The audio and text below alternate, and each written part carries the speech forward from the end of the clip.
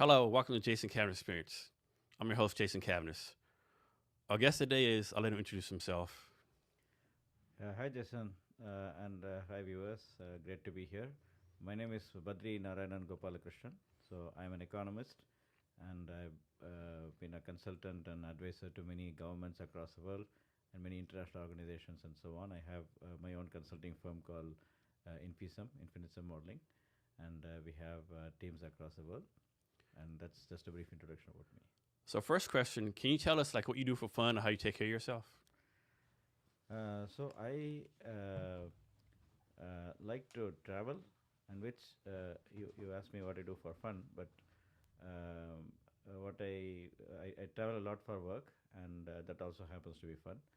So travel is one thing, and I love to read and I'm just curious about everything. So those are some stuff, and I like the Pacific Northwest region because it's a lot of nature here. So I like some hiking, trails, and so on. So these are some of the things I do for fun. So, you've been to like over 40 countries, right? Yeah, And were those 40 countries all business, pleasure, combination? yeah. Almost 95% of these trips were business trips, Mm-hmm. but I combine business with pleasure. So if I go to a place, I don't just do my work and come back. I also don't like to just visit the touristy places, Mm-hmm. which is something I do from time to time. But Yeah. then I like to just do what the common people in that country do. So I take the metro, go to the markets there, Eat the local food. eat the local food. I have some diet constraints, but then I Uh, still within the constraints I do eat whatever I can, and I definitely like to experience get the local experience. So that's what I like to do when I travel. so, what's the next country you're going to? Next country, I mean, not the new. I mean, I've been many. I'm from India. I'm going to India in the near future, and I also visit Saudi Arabia a lot of Middle Eastern countries a lot. But next new country would be Philippines. I've been to Southeast Asia, but not Philippines. I've done a lot of work in that region, but I've not visited them. So I'm excited about that. It may happen in a few months. So, how does one become an economic person?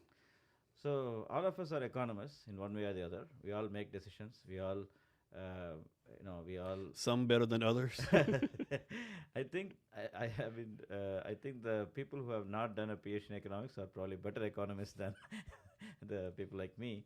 But basically, the idea is like we all make decisions every day. We make a decision to purchase things, sell things, and even behavioral aspects. We make decisions. Even it not doesn't have to be just purchasing and selling. It can also be like what to study, what kind of career we should choose, and so on. So in everything there is economics. But to answer your question more formally, like I myself was not a very traditional. I didn't take the traditional route to become an economist. I did my engineering as an undergrad, and then I moved to economics. So, what I recommend a lot of people who are interested in applied and practical economics, which is not just theoretical aspect, but also doing some practical stuff, is to do a degree which is quite practical, like engineering or maybe some of the applied sciences, and then for your masters and PhD you can do economics. But the usual route people take is undergrad economics, BA or BS, MS, and then PhD. But some people can get into a great career right after undergrad. Some people do masters or PhD like me. So there are wide range of ways in which you can do it. If you want me to answer in greater depth, I can do it. But I'm just giving a higher level idea. No worries. So, way back in the day in high school, I remember reading a book called Wealth of Nations by Adam Smith. Yeah. Is that still like kind of like the Bible of economics, or is that old school, like new methods have come around? No, that's still very interestingly. That's still one of the main, conceptual fundamentals of economics is still that. The concept of invisible hand is still very much used even today, and that's the debate that keeps going on. Like, of course, capitalism and socialism and kind of debates. Adam Smith was pretty much pro-capitalism. So it is still the foundational aspect, and of course, there are a lot of things built over that on top of that, but the foundation is still there. Why do you think that's like stay the test of time? How come this hasn't been updated or new people have new theories? Why do you think we keep on going back to that? No, I mean it's like the alphabets, right? Like ABC. Just because we have some new developments in the literature doesn't mean that we have to forget alphabets. Right? So that is a building block. But of course, we have gone far more advanced. To give you an example, until I would say like 100 years ago, maybe even 50 years ago, economics was all about macroeconomics. What is happening? What should Fed do? What should the government do, and so on. But now a lot of economics is about micro, like how does a consumer, like company, we live in Seattle, there are companies like Amazon here which actually use economics to price the products at a consumer level and give recommendations to consumers and so on. So that's the kind of economics has become more of a science than an art that it was before, and more of a micro level subject rather than a macro thing. Yeah. So I know in Seattle and New York City, they selected like socialist mayors, right? And so does the economic platform like capitalism, socialism really matter that much into the success of a city? So I will first tell you my own thought process in this. So I am a very pragmatic economist. So I don't call myself a capitalist or socialist. Generally, I like the market oriented solutions better. But there are solutions. There are problems for which you need solutions that can be inspired by socialism. There are problems for which you can have solutions which can be inspired by capitalism. So I think that is the right way to think about it. We should think of economics as a tool, and different thought process, different philosophies can help you at different times for different problems. Yeah, I mean, I could be wrong, but I don't think you can be 100% capitalist, 100% social. You have some kind of mix, right? People say they're going to socialism. I'm like, well, you don't want a fire department, right? You don't want a police department. Those are socialist concepts, right? Yeah, absolutely. That's what I'm saying. Like I'm like you, and that's why I told you that people who do not have economics, like a formal economics background, are sometimes better economists than the trained economists, because trained economists typically tend to move towards one side or the other. They may say, okay, capitalism has the solution to all the problems, or socialism has a solution to all the problems, and that's where we get into all these debates. Who is right and who is wrong. But I like you rightly said, there can be a mix, there can be a middle ground, and we can get solutions from different philosophies based on the problem. So one thing we do, like I'm more of a quantitative economist. I'm work with numbers.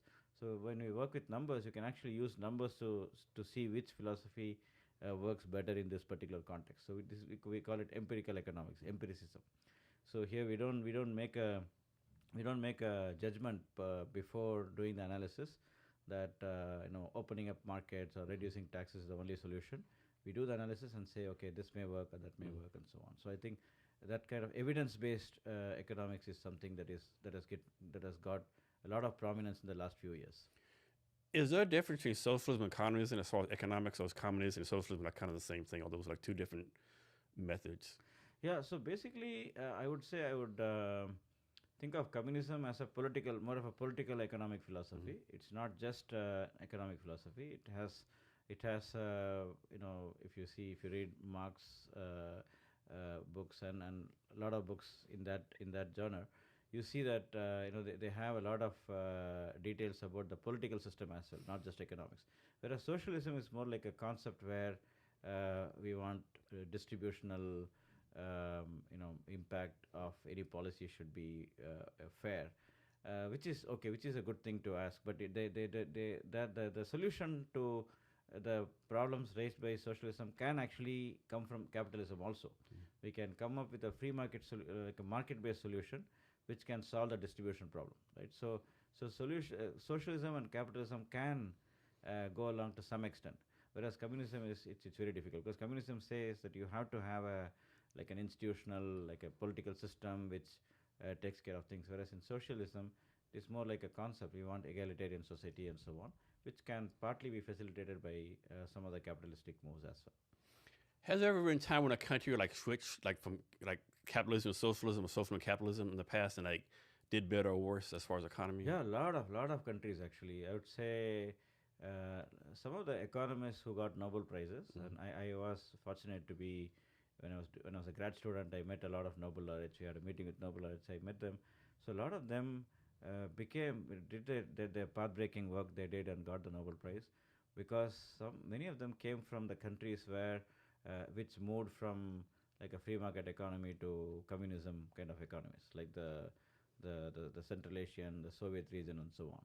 So and the Jews also, like all those, also the other kind of the fascism and so on. So all these different aspects. So these kind of changes, moving from a normal economic system to communism or fascism and so on, all these things have in the past led to really bad outcomes. On the other hand, I come from India, where India moved from what we used to call as a mixed economic system, like socialism and capitalism combined, to a more of a capitalism kind of system, which was in the 90s, early 90s. We made a move. Similarly, China made that move in the late 1970s. China, I think Vietnam did the same thing too, right? Vietnam, yeah. So all these countries, you can see that there is a lot of prosperity that has happened. But again, socialists have a point that the growth was slightly uneven. But to that, there is a lot of empirical evidence that suggests a lot of people were brought out of poverty in both in China and India. Millions of people were brought out of poverty because of this movement towards capitalism. So yeah, the short answer to your question is yes. When the system changes from capitalism to communism or vice versa, you can see some visible changes. But if you go to, let's say, Scandinavian countries, which have moved to an egalitarian society with some capitalism, there it's more about taxes. They tax a lot, and then the taxes are actually really well utilized.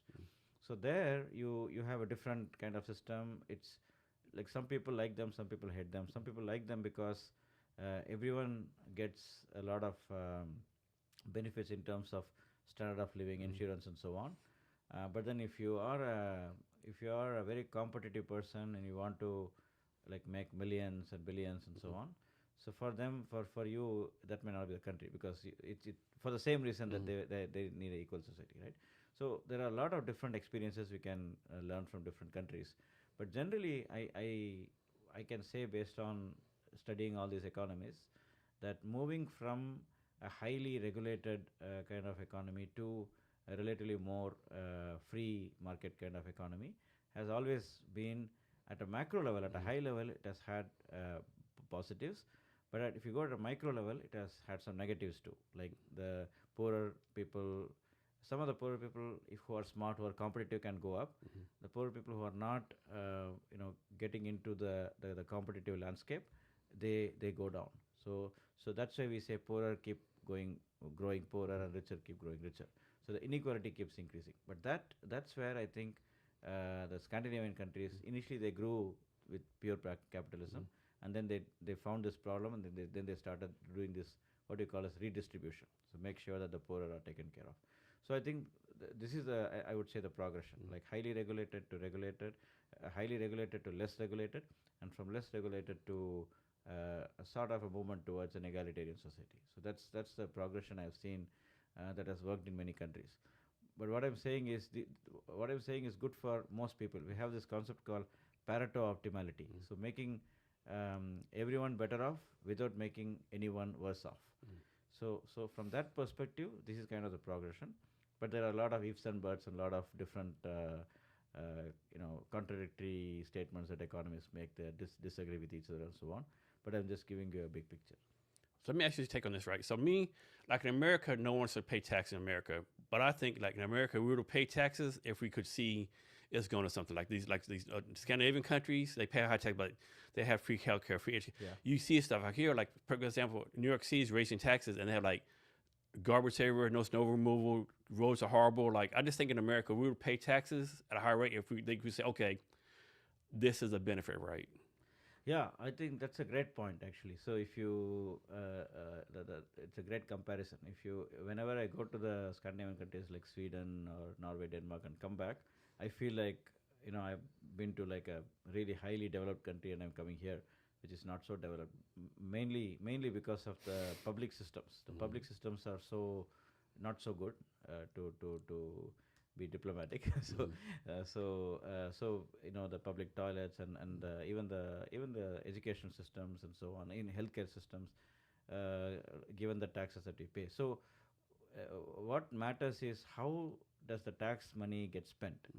So one of the things that in Indian government, when I was working there, one of the one of the asks from the top leadership was that whenever there is a new program that we are going to do, we'll make sure that we don't give additional budget for that. So we'll try to do it within the existing budget, and only if that program is successful, then we can start, rewarding it. So this kind of what we call as government efficiency, where I'm not talking about Doge per se, but generally, if the government expenditure is spent is done properly, where this kind of public infrastructure is done properly, like some of the economists like Milton Friedman. So he used to talk about that. How do you? We are not saying that government should be zero. We're not saying that taxes should be zero. Taxes should be there. Government should use the taxes, but the spend. How do we spend is more important. You cannot just spend for expenses that don't matter. So we have to spend for things that are like the basics should be taken care of, and then you can spend on the fancy things. So now what happens is there is a tendency to spend on the things that are not fundamentally important, and so like a Scandinavian coming here gets disappointed because, oh, I thought there'll be a good bus system, there'll be a good train system, there'll be a good public toilet. None of this is here. I mean, perfect or bad example is depending upon you, like the light rail here in Seattle, right? Was like, I think the light rail of Bellevue was supposed to be finished like 5 years ago. Just not finished it, And I think in America always said like all these public works projects is always an overrun. Extra money, extra time, right? They never. I don't think we ever finish on time. And you think that is because like all our, like I said, is local governments, is like the local cities doing it versus like in China's like the national government runs it. Vietnam national government, Yeah. Do you think that has something to do with it? Yeah, definitely. I think there is a lot of studies done on this called the cost of democracy. Right? The cost of democracy, cost of decentralization.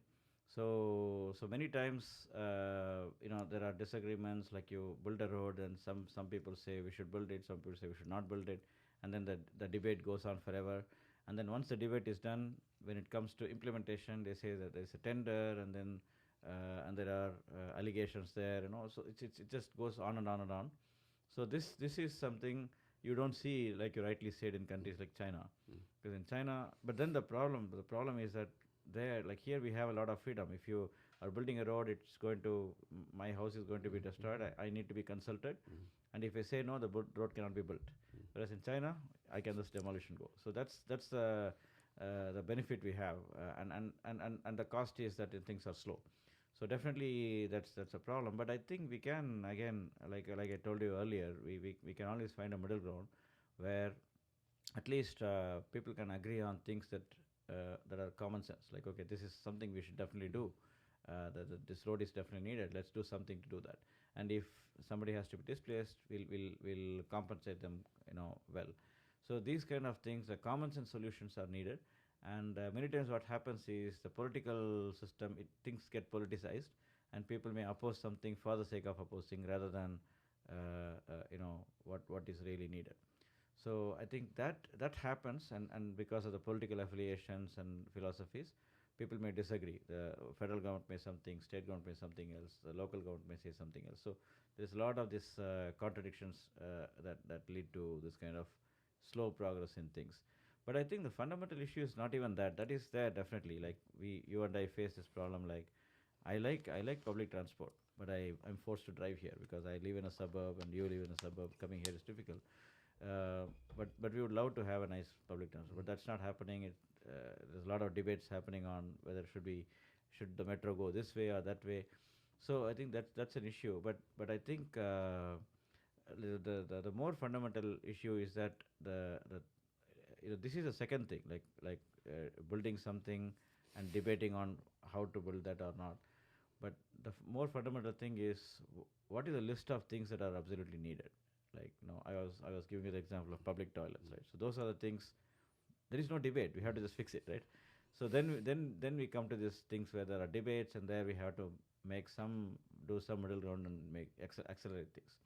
One of the things that Indian government has been doing in the recent past, it has been somewhat successful, is to hold the officials accountable, the bureaucrats accountable. Like if the road is not built within like the stipulated time, they'll be asked like why didn't it happen, and they can be. There was even a discussion about giving them penalty, like the public officers should be penalized if they don't build something on time, unless they have reasons, which they always have. Yeah, they'll always come with some reasons. but yeah, but there are some like keeping the civil servants accountable, politicians accountable. So that can be one way to do this. They cannot just keep delaying things just because they have some political differences and so on. So I've never been to China, but I had a friend when there recently. He told me he was there. There was like China had like this public works project going on, and there's like a sign that says, this much money spent, and it broke it down like the net says like details, right? Like that would never happen in America, right? Because they'd be like, okay, this project cost 20 million, 5 million is wasted on bureaucrats, 3 million on this, right? If they did it, it would never be truthful, I don't think, right? Yeah, there's some research done on these things. So this whole economics of government efficiency, government expenditure efficiency, and so on. So there are some research papers done on this. It is more like deriving from the publicly available data. But yeah, like you rightly said, that level of scrutiny doesn't happen here. And more importantly, since you talked about China, I've been to China a few times. In Shanghai, I went to Shanghai, and there what I heard was Shanghai city has a world-class research and education institution. It's called Shanghai University of International Business and Economics. It is actually run by the Shanghai Municipal Corporation. Can you imagine city of Seattle running a world-class university? So that's the kind. And when I inquired how did that happen, they said that every city mayor, like Shanghai city mayor, Beijing city, every mayor is like a investment business development officer. So they have competition. They have to bring. They have targets. They have to bring in so much investments. They have to develop so much industries there and so on. If they don't do that, they can be fired. Their salaries can be reduced. So they have that level of. The mayors had that level of accountability in the past and even now. So that we don't see that here. Here the local governments are neither so empowered nor so held accountable. Not so much held so much accountable. Yeah. One thing interesting, like last year I was in Vietnam. It was like a couple of days TikTok got canceled, and a lot of Americans went to the Chinese social media called Red Note, right? And like so Chinese people was talking to Americans, and Americans were like, oh my goodness, like I was told a lie, right? I thought China was a third world country. Like, no, we are American third world country. Like, yeah. And like China taught all the nice buildings, like the infrastructure. Yeah. And America, like, what the hell? Like, I have potholes everywhere. You have like super highways, right? And of course, I was telling people, like, you have to keep it in mind, like, they're not going to show the bad stuff. Every country has bad stuff, right? Yeah. But this like the disconnect between what's in China and Vietnam and Southeast Asia, right? Versus what we have over here. Yeah, I agree with you that they show the good things, but then you just see, you go to the heart of New York City and go to the heart of Shanghai, or go to, like, compare apples with apples. We don't have to compare rural China with rural America, right? We can compare with we can compare that, and we can compare. So then even then you see a day and night difference. You see that like when I was in Shanghai, I was actually worried. I'm talking about like long time ago, like 12 years ago. And I was worried about, I don't know the language, I don't know anything about the culture there, so I was worried how am I going to, I took the metro. As I told you, wherever I go, I take the metro. And I was actually worried whether I'll be lost or how is it going to help. But everything was very easy. Like, first of all, there was English signs everywhere, and it was very, very logical, and things were so well planned. So I had to go from this point to that point. I didn't even need any language. I could just see the metro, the metro map, and I could figure out how to go.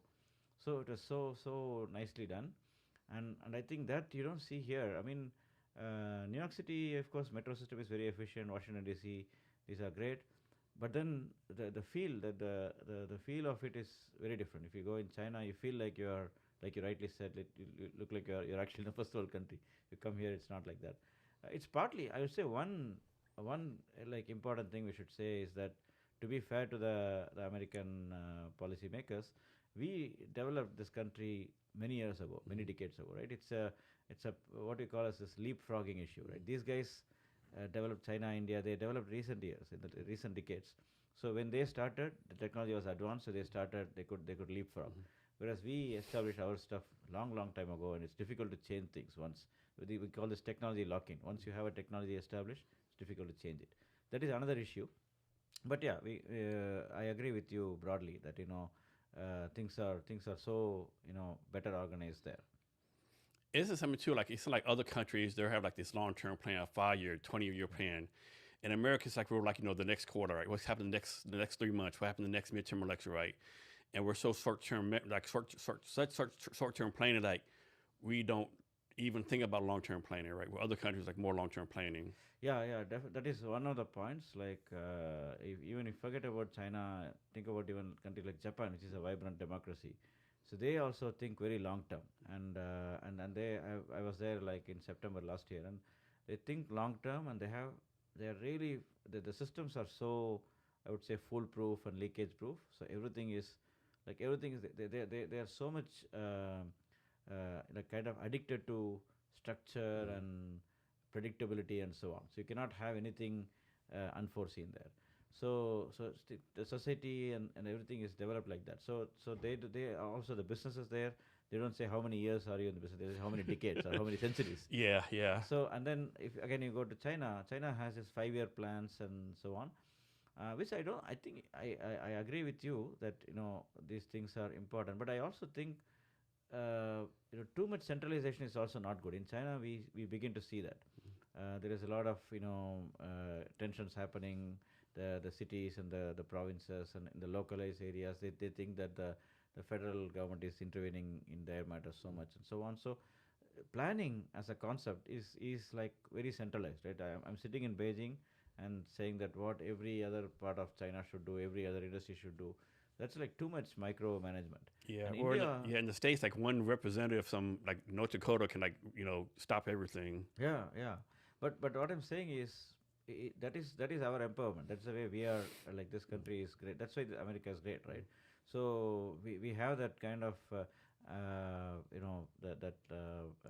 some kind of equality. It doesn't mean that being not the Catholic, you cannot raise your voice more than less than New York or something, right? So we have the equal representation. You have the flexibility. You have, but then that comes with a cost. So but what I'm saying is we don't have to even compare with China. Let's compare with other democracies like Mm. Japan, right? Yeah. And Japan is highly successful. And how did that happen? It's a combination of policies and the people also. Like the government was able to incentivize people to do the right things, and the people also did that. And the government's focus was on infrastructure development, on the right policies, incentives, and so on. And the industries took the.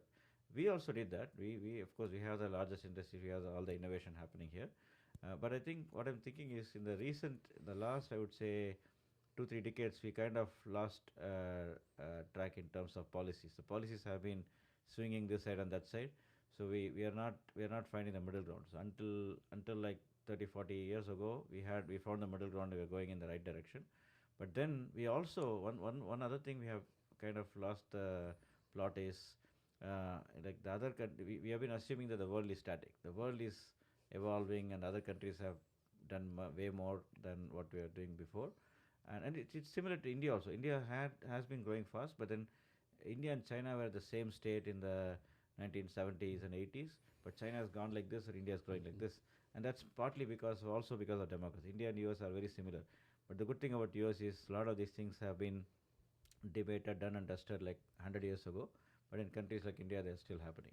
So I think, yeah, I would say that it's not all bad. I think when we compare with China, we are still better in terms of the individual freedom and those kind of things. But I think we can do better. Maybe our role model could be like Japan or Scandinavian countries and so on. Let me ask you this, right?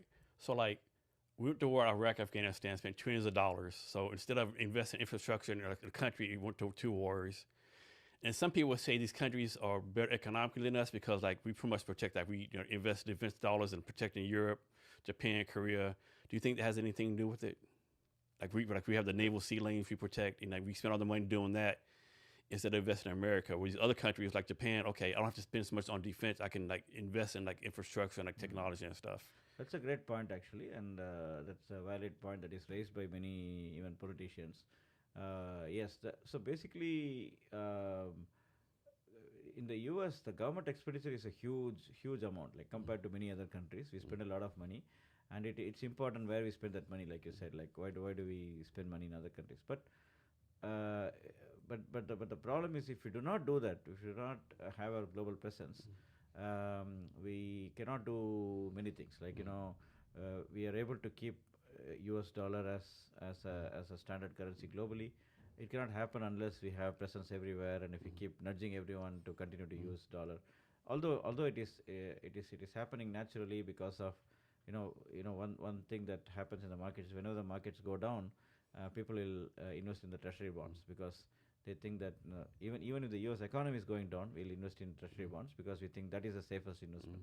So that level of trust has been placed here, and that is partly because we are everywhere. We go help other countries and so on. So I think that is needed, but we just have to optimize. We have to optimize. It's all about optimization. Like how much is good, how much is good. What is the, like I told you earlier, the Pareto optimal? How can you make sure that everyone is better off, but nobody is worse off? I think that kind of calculations have to be done in every major policy decision we are making, including the foreign policy, including this development, funding and so on. One thing I think is interesting, like it happens all the time. I think like the world would say, "Oh, America, you're doing too much. Get up, go off the stage, right?" And America like kind of backs off. America, we need you. Be the leader. It's like always like the world has an opinion of us. Like they don't know what to do, right? No, I think the best approach is to do what is good for us. Like every country should do. It's not just America. Every country should do what is best in their interest. We don't have to go overboard and say, okay, you're a child, I'm going to take care of you. So that's not going to work. So I think we have to have this pragmatic approach to development funding, international aid, and so on. And we shouldn't also go with like if you take African countries, for example. I've been to Africa quite a few times, so there is a lot of frustration there. They think that this aid that we give, like the developed, not just US, all the developed countries give to them, this aid is misused by the politicians. Like we are thinking that we're helping the people, but what the Africans are asking is invest in us. Don't give aid to us. Invest in us. Develop industries here. You take the returns. You treat us like your partner. Don't treat us like your charity. We don't need charity anymore, and that's a great point. I like that. So I think these kind of things should be thought of. Like why should we do wasteful expenditure? Why don't we go like the Israelis within Israel? What they did was for innovations, the government would go and spend money, invest in the innovations until the innovation is in a risky stage. Once it becomes successful, the government takes some returns and gets out of it. So this is something similar. Like let's say US goes to Africa. It says, I'm not giving you aid, I'm going to invest, I'm going to be a partner. Once you're successful, I'll take some returns and exit. So I think that kind of approach would be a lot better than just going the traditional way of shelling out money and without any accountability. Doesn't Africa actually have more natural resources than any other continent in the world? Yeah, that's the point actually. That's the point. They're saying that we have natural resources. We don't know how to use them. We don't know how to mine them, how to do the processing. Many times they export the raw materials and then they import the finished products. Why don't you guys come and invest here? We have human resources, develop our human resources, invest here and use our resources, do something and export to yourself. So that's what they're saying. Like it's not only us, even the Europeans. The Europeans, for example, they have so much of this environmental regulations, which are good. Many of them are good, but some of them are really crazy. So they say that, for example, the chocolates, the cocoa comes from some of the African countries, and then they have a lot of standards for them, and then they then make chocolates and export back to them. So one of the African countries, I think, is Burkina Faso. I forgot which one. The president said, I'm not going to export cocoa anymore. I'm going to develop my chocolate factories here. I'm going to develop my brands. Enough of Europe. So now that kind of frustration is happening there. Now if we take advantage of that and we go and invest there, be partners with them, that's a way better, because like you rightly said, they're very rich in natural resources, critical minerals, which is going to be needed for the future with the AI, with all the developers that we are looking at. Even green transition. For green transition, you need a lot of critical minerals for renewables. Can you explain this? Like I know, like I could be wrong about this, but I think Nigeria has all this oil. Nigerians make all a lot of money, off oil. But the standard of living in Nigeria has been the same. Like the GDP hasn't increased. Yes. Is this corruption or just like what do you think it is? Yeah, it's a combination. Corruption for sure. That is there in many of the developing countries. Secondly, it is not to some extent there is some this colonial things are also happening, right? Neo-colonialism, right? So some of the developed countries, maybe to some extent US also, but more the European countries, they would go and make sure that the oil is extracted and then exported. So no value addition happens, right?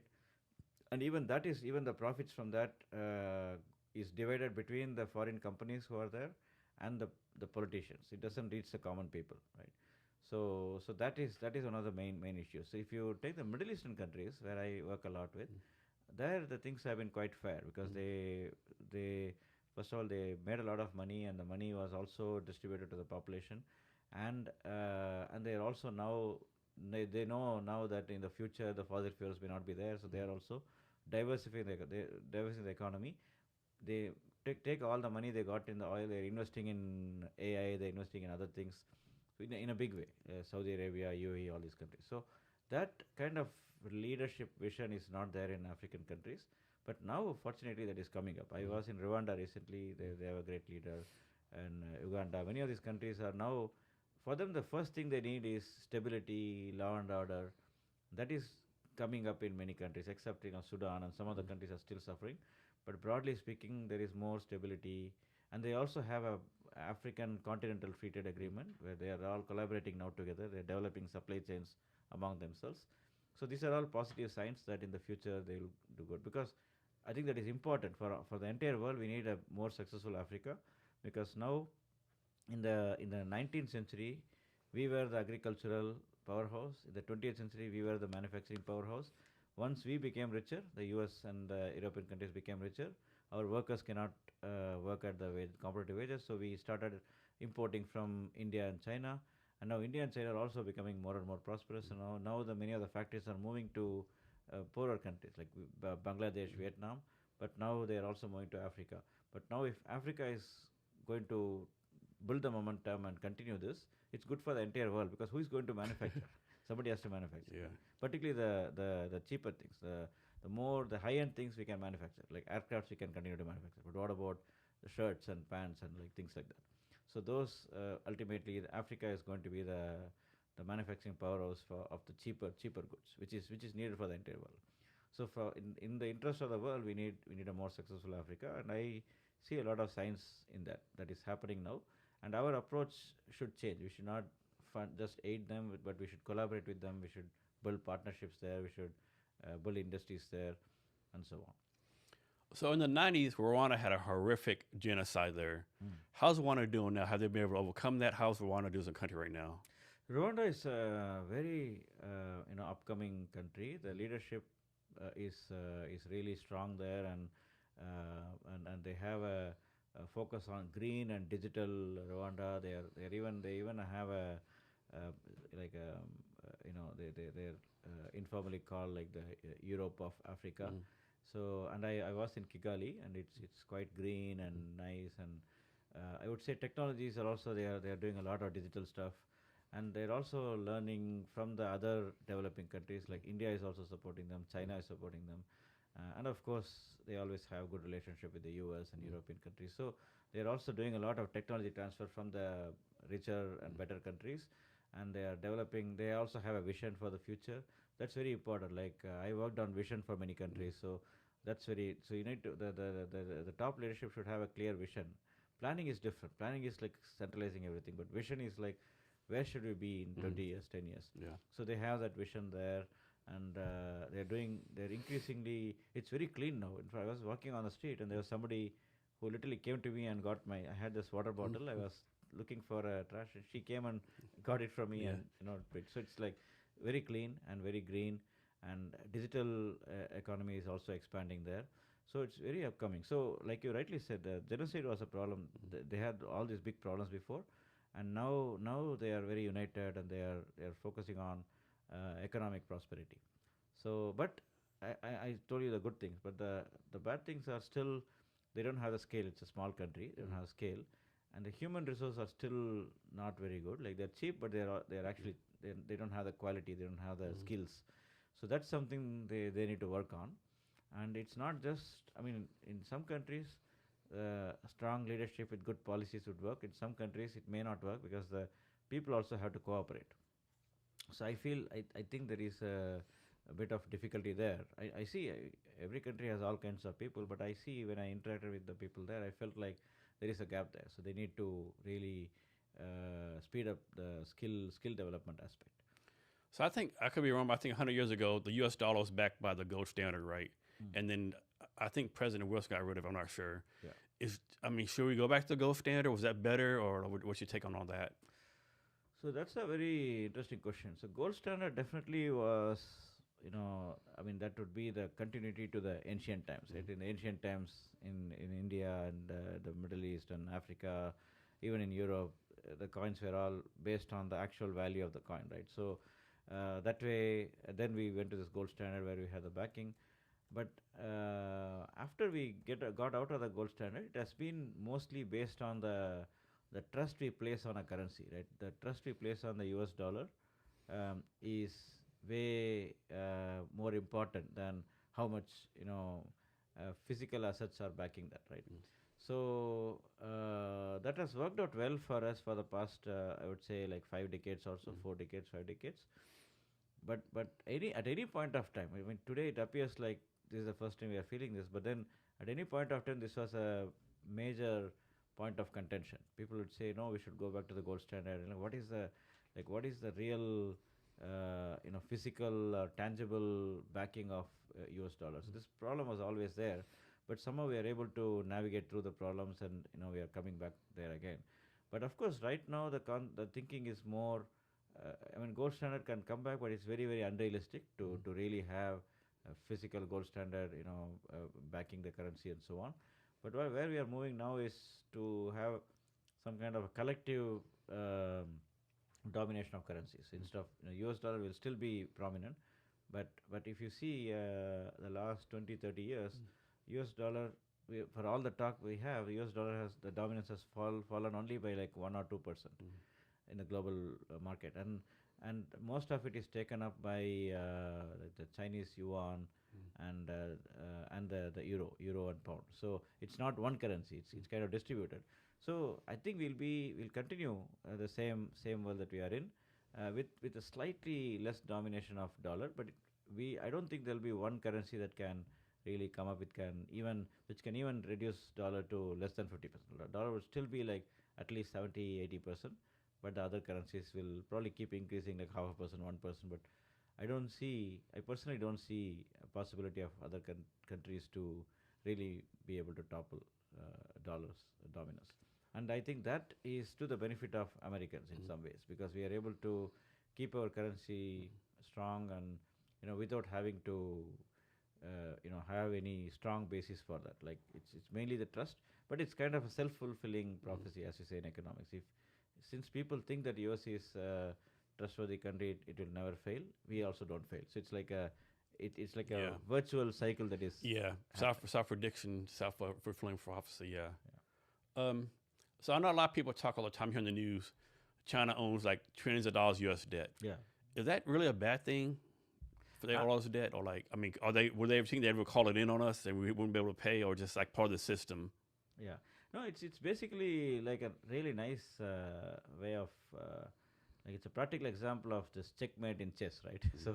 So because of this extreme dependence that China and US have on each other, we would never wage a war on China. We would never do something that will really topple Chinese. And it is good for the humanity as a whole, because we need that kind of dependence between large economies, so that we never. That's why we although we keep talking about war, there are wars happening here and there, but we never talk about the real third world war coming, right? Because we are all the countries are so dependent on each other.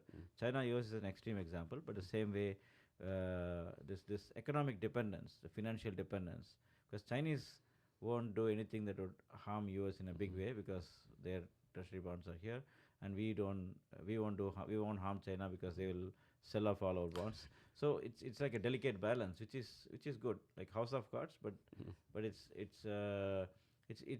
is all the more reason why we need world peace. Like world peace is needed because the economic existence of countries depend on that. So it's almost like an economic mutual assured destruction, Yeah, exactly. Yeah, like when it comes to nuclear bomb, like India, Pakistan, China, they have this policy that no first use. Yeah. So no first use. The same way, no country would first act in a big way to demolish other countries' economy. Right? We'll have a lot of talks. We'll have a lot of all these trade tariffs and so on. They're only going to change things slightly. They're not going to move the needle in a big way. It's not going to destroy Chinese economy, or so on. So all this is like a little bit of fights here and there, but it's not going to. We don't. It's in our interest not to mess up the other economies too much. So you always hear on the news like America's in debt, China's in debt, every country in the world is in debt. Like, first of all, who's everyone in debt to, right? Is this a combination of contracts, whatever? And what happens when someone say, you know what, let's go back to zero, cancel all debts, or will that like kind of like mess up the whole economic situation? I think we are actually, the debt is to the future generations, right? So that you can think of it that way. Like we are indebted to our future generations, so that nobody is going to ever pay this debt, but it's going to keep accumulating towards the future generation. So we are only talking about the debt service payments, like the interest payments and so on. So that will stay. So that's a broad thing, but many people have tried to do what you said, like what you're saying is it can be like a practical exercise where you just pay off all the debt somehow, and then like in personal lives we do, like we try to pay off the mortgage so that I can be debt free. But at a national level, it's very difficult. And there is this new type of economics that came, which was very radical. Modern monetarist economics, or new monetary economics, NMT or something. I forgot the exact acronym, but they said that they went to the other extreme. They said these things don't matter at all for a large economy. For small economies, these things matter, like the debt and so on. These things, but for a large economy, debt doesn't matter. Like we just keep printing money and we'll be okay. So that's an extreme approach, which is, I wouldn't agree with that completely, but it's partly true. As long as we can maintain our trustworthiness, and as a successful economy, industrial economy, and keep growing and so on, debt is not a major issue. But yes, whatever we can within our means to reduce the debt, we have to do. All the countries have to do it. But what I'm saying is it's not practically feasible. Like everyone is, it's comfortable for us to let our children and grandchildren pay. let them figure it out in the future. Somebody is going to figure out at some point of time. Yeah. So when President Trump took office, he had all these tariffs, right? And it seemed like there was hopefully they had a plan, but it's like the helter skelter, like 50% here, 80% here, like. And of course, recently Supreme Court kind of shut it down, right? All these tariffs, all this helter skelter. How did that like shock the world economy, or like, and tariffs on tariff like actually kind of like anti-free market? Yeah, definitely. I mean, I won't take any political sides here, but basically, from a pure economic point of view, I would say that tariffs wouldn't have existed if they didn't have any value, right? Tariffs are a reality, right? They are needed in certain cases, right? But then how much, like optimal, there is a theory called optimal tariff theory. So there is like how much tariff is good, how much tariff is bad. So that is something we have to think about. But let me talk about the positives and negatives. First, let me talk about the positives. Why do we need tariffs? Maybe because I have some. So if you keep reducing the tariffs, of course the prices are going to go down and the consumers are going to buy. But where will the consumers make money from? Where will they earn from? So they need some local industries which should stay. So that is why tariffs are needed. So tariffs, if the delta, if the percentage difference between the foreign prices and the local prices are like 20%, okay, keep a 20% tariff so the local industries can thrive. And of course, there can be consumer movements also, like buy local, buy American, and so on. These things, a combination of these things, and once we produce to a scale, we can be competitive. Particularly today, one thing we should notice in this day and age with robotics, automation, AI, Industry 4.0, country like US, if it invests enough money, we can start manufacturing everything with 3D printing, with AI, with all these things. We don't actually need a lot of people, but we don't need cheap labor, so we can just pay some people really good salaries and keep it. So that is one of the thought process. You keep that buffer, so that the buffer is in terms of price is the tariffs, and then you can let the domestic industry grow. That is true. That can be true in certain contexts. Like I told you in the beginning of our discussion, this kind of philosophy can apply to certain sectors with respect to certain countries maybe, but not all the time. But what is typically universally true would be that ultimately raising those tariffs is going to hit the consumers, and then the consumers are going to pay a lot of it. Of course, there is a debate whether who pays for it. Maybe the exporters are going to pay, consumers are going to pay. I don't want to get into the details, but definitely at least some part of it the consumers are going to pay, and the producers are going to pay. So to that extent, there is going to be some loss. But then we are so dependent on imports that the current administration's thought process was in a way right, because even after increasing those tariffs, our imports didn't go down so much. So the tariff revenue increased a lot. So higher tariffs, same imports, so the revenue increased a lot. But now the question is, what do we do with the revenue? Do you compensate the people who paid so much prices, or like with the Supreme Court's ruling now, everything is gone now? So what do we do with that? So we don't know. But what I'm saying, the short answer to your question is that the tariffs are good and bad. We have to pick and choose. We can pick and choose where do we raise tariffs, where do we keep the tariffs low. So, for example, if you want to develop in Washington State, aerospace is a big industry. If you want to develop aerospace industry further, do we have to increase tariffs? Maybe in all the aerospace products? Yes or no? Maybe yes if we want to avoid importing Airbus aeroplanes to the US. Then you can raise the tariffs of fully built aeroplanes, right? But if you are increasing tariffs also on the nuts and bolts and the components in aerospace, that may hurt the local industry to develop aerospace. Because let's say there is a new small business starting to produce some of the components, and they say that they need some components to make their components, and that components they're importing from other countries, they would be affected. So we actually did a study on this particular aspect, aerospace industry in Washington State, how would it be benefited or affected by tariffs. But net it is a loss, because not only from the consumer point of view, even from a producer point of view, we are thinking that we are helping the local producers, but they also may be hurt, because they also, even to produce something here, you want to import something from other countries, and then you have to pay those tariffs. So one solution like countries like India have come up with is what we call as changing the inverted duty structures. What that means is keep the tariffs of aeroplanes high, so that we don't import aeroplanes, but keep the tariffs of the engines or some of the components low, so that I can start an aeroplane company here, manufacturing company here.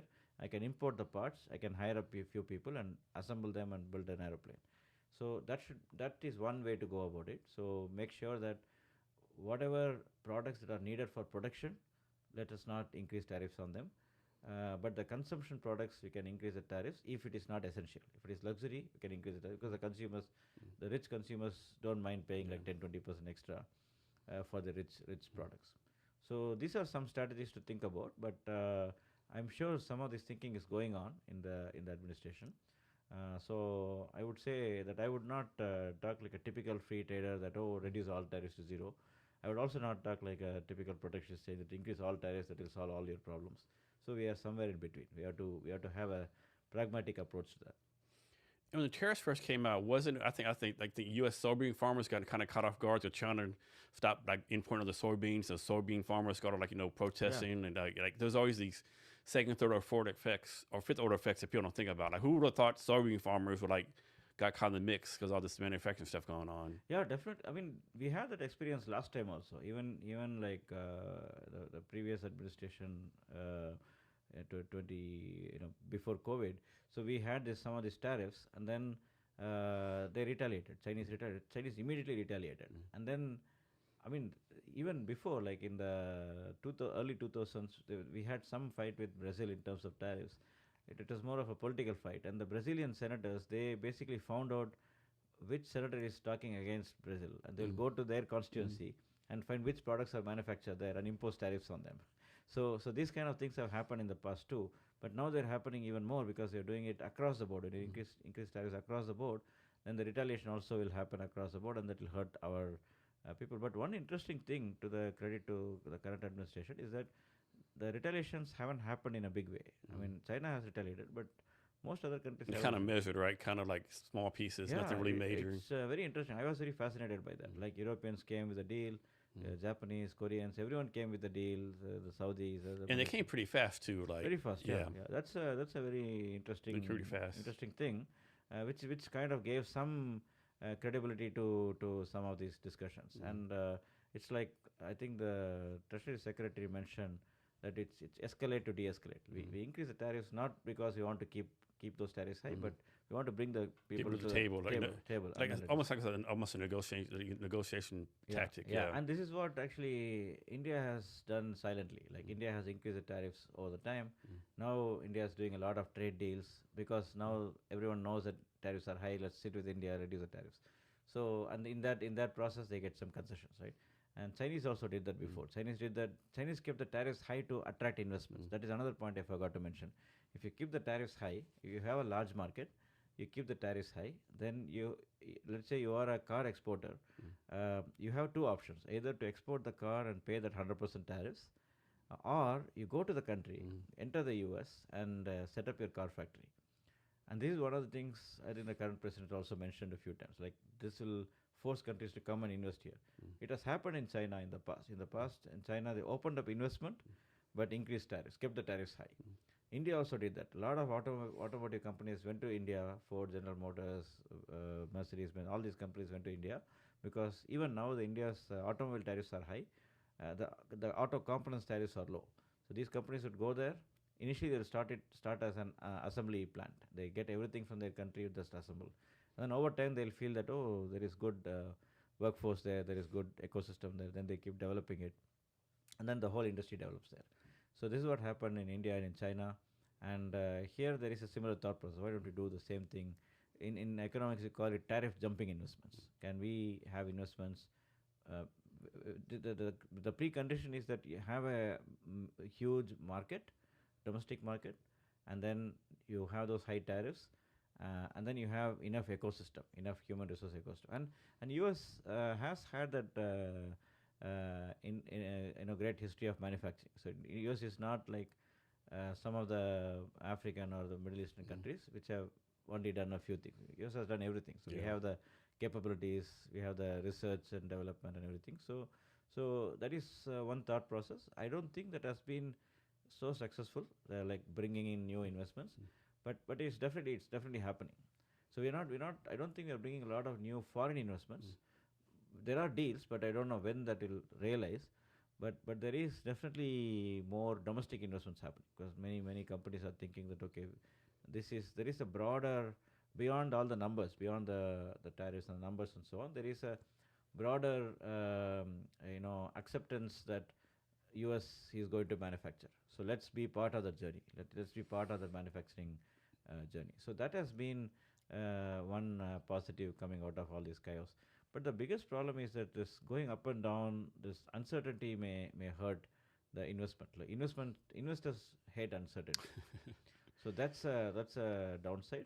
But I'm hoping that all this will get settled down in a few months or so, and then there is some certainty, and then investors are continuing to come here. So how does this work, right? Because I read this in the news, or at least I think I did, where India was buying a lot of gas and energy from Russia, right? Yeah. United States came in and kind of pressured India to cut that down, right? Like, is the U.S. economy that powerful they can just like pressure people to do stuff, or is like some kind of balance negotiating going on? Like, how does that work? So I think that is more like again in India, the decisions on buying oil it's not made by the national government, right? It's a free market economy too, just like U.S. So the private sector is going to import, and the government doesn't want to impose sanctions on companies like what US is doing, right? So as far as I know, as far as we can see in the public, news and numbers and so on, India has not taken any like policy measures to reduce dependence on Russia. Because India is saying that everyone is buying from Russia. Why should we be the only ones not doing that? Even US is buying certain things from Russia. Even Europeans are doing that, and that's why Europeans did not talk about it. They said, "Okay, you guys buy, we buy. Let's keep it silent." But then US, when this narrative started, India kept saying that no, why only us? We'll not do anything. But I think the market signals led to that reduction. Like some of the largest companies in India who are buying oil from Russia, they thought it's risky to continue buying oil from. It's more like a market signaling that okay, if we keep doing this, we want to do business with the US. If we keep importing this, we'll suffer. So that's how it reduced. It is true that it has come down a little bit, but it is not because of any government policy. So government has been silent because government wants good relations with the US, and they want the deal. Deal was announced also, but I don't think they did anything substantial to explicitly have a policy measure to reduce dependence on Russia. So, what is the economic trade relationship like between India and the United States? It's pretty robust, pretty good, pretty friendly. Yeah, it's pretty friendly. It is like we talked about earlier. It's a long-term thing. It's not both the Indian and the U.S. Exporters and importers. They think of the current happenings as a fluctuation for some time, but there volatility. But they're thinking that the long term is still good because there's so much dependence between both the countries. I don't have the numbers off my head, but definitely both countries are each other's in the top 10. I'm sure. So top 10 exporter importer for both. So it's important to continue the relationship. But definitely, I know from in India, many exporters suffered a lot when, particularly the textiles, apparel, shrimp, these kind of sectors, they suffered a lot because of these tariffs. And the government tried to. That's why the government was doing other deals, like the European deal happened. So because the government wants to find other markets, like these are all, again, India is a democracy. All these people are part of the vote base. They don't want anyone to lose. So they started opening doors in other countries. Not to tell US, not to like flex muscles with the US, saying that, oh, we have other players, but to genuinely look for alternative destinations. But at the same time, India was continuing to engage. India and US were continuing to engage. They are still continuing to engage, and the tariffs are really bad. That 50%, including the Russia, it was really bad.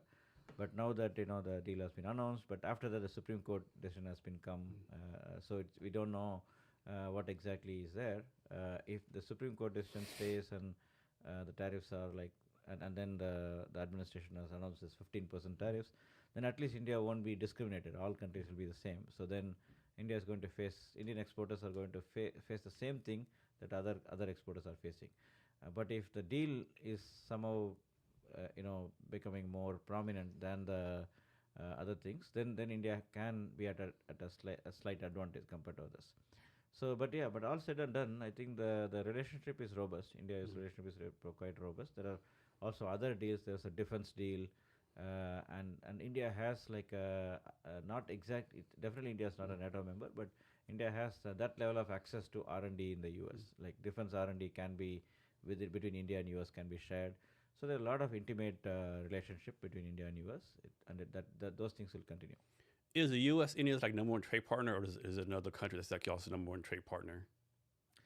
India. I think India is US is probably in the top, definitely top three. I don't know whether it's number one off the head. I don't remember, but maybe as a single country, I think US must be number one because we typically think of EU as one block. Yeah, but EU is 27 countries. Yeah, right? So, people forget that, don't they? Yeah. So generally, I think I'm almost sure that US is the number one.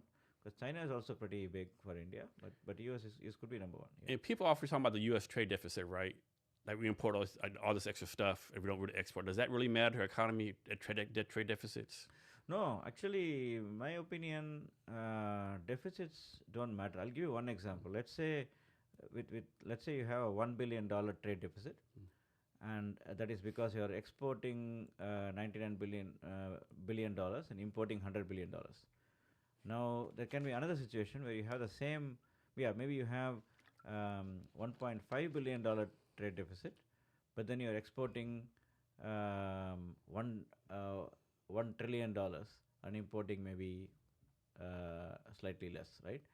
So which one would you prefer? Would you like a situation where you have $1 billion trade deficit and 199, or the other one, trillion?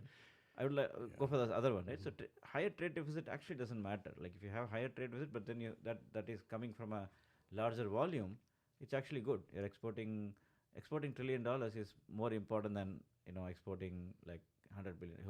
More useful for the economy than the other one. So I feel I always think of trade deficit I take it with a pinch of salt. It is an important measure. We have to look at it. But we should not make decisions only based on that. We have to look at other things and trade deficit. So if, for example, imports are destroying our industries, GDP, and so on, and then the trade deficit is part of the story, then yes, we can do it. But then if we are benefiting from it, why not continue that? So in a way, it is like if you think about it as an individual. Let's say you and I are individuals. Um, you are United States. I'm India. So you are there. You are sitting there, and you don't have to make your food. You are buying it from others. You don't have to make your cars. Somebody is doing it for you. All you do is you're giving some advice to the others. That is services. Right? You're doing some services, and then you are making that. That is enough for you to do this. So in a way, that's a good thing. But I also understand why people are worried about trade deficit, and that is because uh, what is what is what is the modus operandi of making the money to pay for those imports, right? So I understand that viewpoint. I understand that we need to do that, but I think we should not be obsessed with it. We should not be obsessed just with trade deficit. We have to think about the many other metrics. There are many other indicators you have to look at, and then make a decision. So, what's something about India that you wish more Americans knew about? Something okay. Can you repeat the Like, question? what's something about the country India that you Mhm. wish more Americans knew? More Americans Yeah. should know. Or Yeah. okay, yeah. Actually, one interesting one of my friends told me, and I agree with him, is that India and US, despite so many differences, they are very similar in that the both are democracies. The media is quite free, and it's pretty much like a free market kind of economy. So these are all like common things. But of course, India is an ancient civilization. Right? It has roots from thousands of years ago. Mm. Although it existed as different countries before, and then at different points of time, it had the number of what we call as states today in India were integrated was different at different points, right? But there was some kind of a continuum in terms of belief systems, in terms of habits, and so on, and that continues till date. And it's very diverse country, as that is also something many of Is us it like know. like hundreds of languages and Yeah, dialects? yeah. Actually, there are. I would say there are actually even thousands of languages because there are tribal languages which I wouldn't even I cannot even give you a list of them. I don't even know that. But the government has recognized around I think 20 or 24, I forgot, languages as official languages, or it is 16. I don't know. I keep forgetting. But a bunch of languages are official languages. These languages are they have an ancient history. Each of them has an ancient history. Some of the languages can be as different as Spanish and Portuguese, and some of the languages can be as different as I would say Chinese and Greek. Right? So like the language I speak, which is Tamil, which is it is very different from our prominent language Hindi. The language that is spoken by close to 50% of the population is Hindi, and that is very different from my native language. But I can speak both. But that's only because I had interest. I learned both and so on. But otherwise, many people in my state cannot actually speak Hindi. So one other interesting fun fact is two Indians from different states. If they're educated, the easiest language they can converse in is English. English. Yeah. And if they are not so educated, it's very difficult because Hindi, like somebody from my state, if you take a very like a less educated person from my state, the only language he could speak is Tamil. He cannot converse with a North Indian easily. So there are all these, like you rightly said, the diversity there. And actually, because of this, India did not recognize one language as an official language for the entire country. That's why they had the 16 or 20 languages I told you. So and this is a very sensitive issue. Like in my home state, some other states, they cannot. If you tell them that Hindi is the official language there, they can be a revolt. So it's very important point. So that is one aspect, and also in terms of economic aspects, it's growing very fast. It has been growing 6 to 7% consistently every year, the real GDP, and there is also the last few years. One thing that many people may not realize is that India has made a lot of progress in digital public infrastructure, which is basically all about being able to pay. Here, of course, we have Apple Pay, but there are many other ways of paying just with a QR code and things like that, which existed even like 7 8 years ago. So even before Apple Pay became prominent. So and that's very empowering.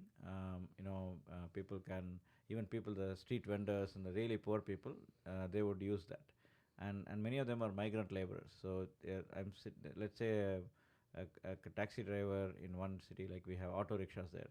A driver I met one guy in New Delhi, and he asked me to pay using the app, the one of the what we call as UPI, and this one of this digital public infrastructure thing.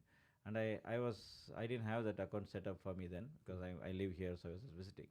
So but he insisted, please pay using that, and I said, no, I'm giving you cash. Why are you not getting it? He said, no, if you pay using that, my family, which is like thousands of, like 2,000 miles from here, or not 2,000, like 1,000 miles from here, they will immediately get this money, and they can use it for that was Diwali, like festival, so they can get something. So that's a real empowerment. Like, so it's this digital, the transformation that happened in India in the last 10 15 years has been really huge, and that has helped a lot of people. Initially, people are thinking that technology can actually. Typically, the thought process we have is technology kills jobs, right? Technology kills people jobs. But then in India, the thought process was a little different. Why don't we use technology for empowerment, for upliftment of people? And that actually worked quite well. And also even the government subsidies. Government subsidies had a lot of leakages. They would not reach the right people. There'll be corruption. People would take away things in the middle. But now a lot of the subsidies are directly going to people, like the welfare schemes and so on. They are now way better. So I think that is another interesting thing that many Americans may not know about India, and of course many Americans know about India's religious tradition, the civilizational things, yoga, meditation. These things are well known. So yeah, these are some things I can think of. But maybe if you ask more, I can remember more stuff. Okay, so you've published a lot of books. You've done a lot of research papers. Can you talk the process, like how do you decide what to write about, and like how's that work? Yeah, it's a great question actually. So first, let me talk about the process in general, like what like a typical researcher does. So you can classify these books and papers and reports into two broad types. One could be purely academic and technical. So where it will be like a very small change to an existing methodology, right? So it's not something that I would be able to explain in the podcast, right? So it will be like very very technical, very specific thing. And then there are other papers which are more like they can have a major tangible impact and tangible implication. So many of the researchers, when they start their career, they would usually do the first kind of research, which only the other economists would understand. Or I'm talking about researchers in general. If you're a physicist, only a physicist can understand what you do. But then over time, what a lot of people do is start writing, not everyone, but I would say maybe like a quarter of really accomplished researchers, what they do is they try to reach to the common people. Okay, I've done a lot of technical stuff, but let me take it to the common people. Right? Whether it's economics or physics or chemistry, whatever you do, you can say, hey, this laptop that you have, this has these are things that exist there, and some of the research I did led to this particular thing, right? So so those are the different ways. If you are looking for as a researcher, as a PhD, if you want to publish something, that is like a very typical kind of rigorous process. You first have to write your paper. You start with an objective. I want to address this particular question. It has to be super specialized or super specific, and then you have to go and look for data. How will you answer the question? And how will you, first of all, the question has to be very interesting. Nobody must have, very interesting from an academic point of view, not necessarily practical point of view. Nobody has done this before. It's really unique, and then come up with those pointers why it is unique, and then go to the literature. What has others done? What have others done? And what is needed to be done? What is the gap? And then come to the data, and then come to some modeling methodology, and then you go to results and conclusions. So this is a typical approach, and then it's usually like 10 pages or so, a typical academic research paper, 10 pages, 20 pages, and then you submit to a journal, and the journal would what it would do is some journals charge money, some journals are free. I as a principal I only submit to journals that are free because I'm putting in so much hard work. I shouldn't pay for it, so I do that, and then the journals would have reviewers who are people like us, other researchers. They would see some journals would call it double blind, like I don't know who is reviewing, and the reviewers doesn't know whose paper it is. And some journals are like they know who is reviewing. So they will review. They'll have a few months time to review it and give comments, and then the comments come back, and then you improvise it. So this process, and then finally it gets published. This process is like anywhere between 3 months and 3 years, or even more. So it has taken I'm taking my own experience. Like I've published some papers in 3 months, some papers in 3 years. So if it in the later case 3 years, I even forget what I did before. So that is a typical process in the research papers. The books are slightly different. Books have to have a series of papers or articles which have some connection and a larger storytelling. And again, this is I'm talking about the academic books. Here you can either write one book completely by your own, or can have co-authors. And same with articles. And with books, you can also be an editor. You can be an editor, and you can invite others to come and contribute chapters. So I've done all these different things. Now, one last thing is the practical publications, right? So far I'm talking about the technical ones. The practical publications are more like you start with like maybe our podcast, whatever we're discussing now, can come out as like an opinion article or something. Maybe we can write multiple opinion articles. Talk about so many different things, right? Or it can even be synthesized into a book. So these books are like just storytelling. Like you don't need a lot of rigorous analysis. You're just taking your rigorous stuff and taking to the common people. But now the last point about you are asking about how did I go about it. So I did all these things. When I started my career, I kept it very very specific and very. I was just focusing on like textile industry in India. That was my area for the first, I would say, 5-6 years of my career. And then international trade became a little broader. International trade globally, that became my area for the next 5-6 years. And then I developed some models, methodology. All these things are methodology oriented. I would develop some new methodologies, and then these methodologies became like a prominent thing. And then I use the methodology for answering multiple questions. I can answer technology related questions. I can answer sustainability, green energy, and so on. So I started working on multiple different areas, and then over time I also collaborate with a lot of people. That's another important point I forgot to mention. I briefly alluded to co-authorship, but some of them, when I was an academic, full-time academic, what I would do is I only had academic thought process. So I would go and talk to practical people. I would talk to somebody sitting in the World Bank. Give me a problem that you're facing today, and I'll try to write a paper based on it. And I'll do that, and it will help that person for his or her practical work. And for me, it will be a publication which is relevant. And that's how I built that relevance between the theory and the practice by working with the practical people. And then I increase the numbers and also the quality and the versatility. So then that kind of broad-based publication record helped becoming an advisor and consultant and so on, because you're not just a thought leader, like an intellectual person, but also somebody who can find solutions to problems. Like I was telling you earlier, like my job is to get a solution for a problem, not get bogged down with a methodology or an ideology. So that has been my journey on this briefly.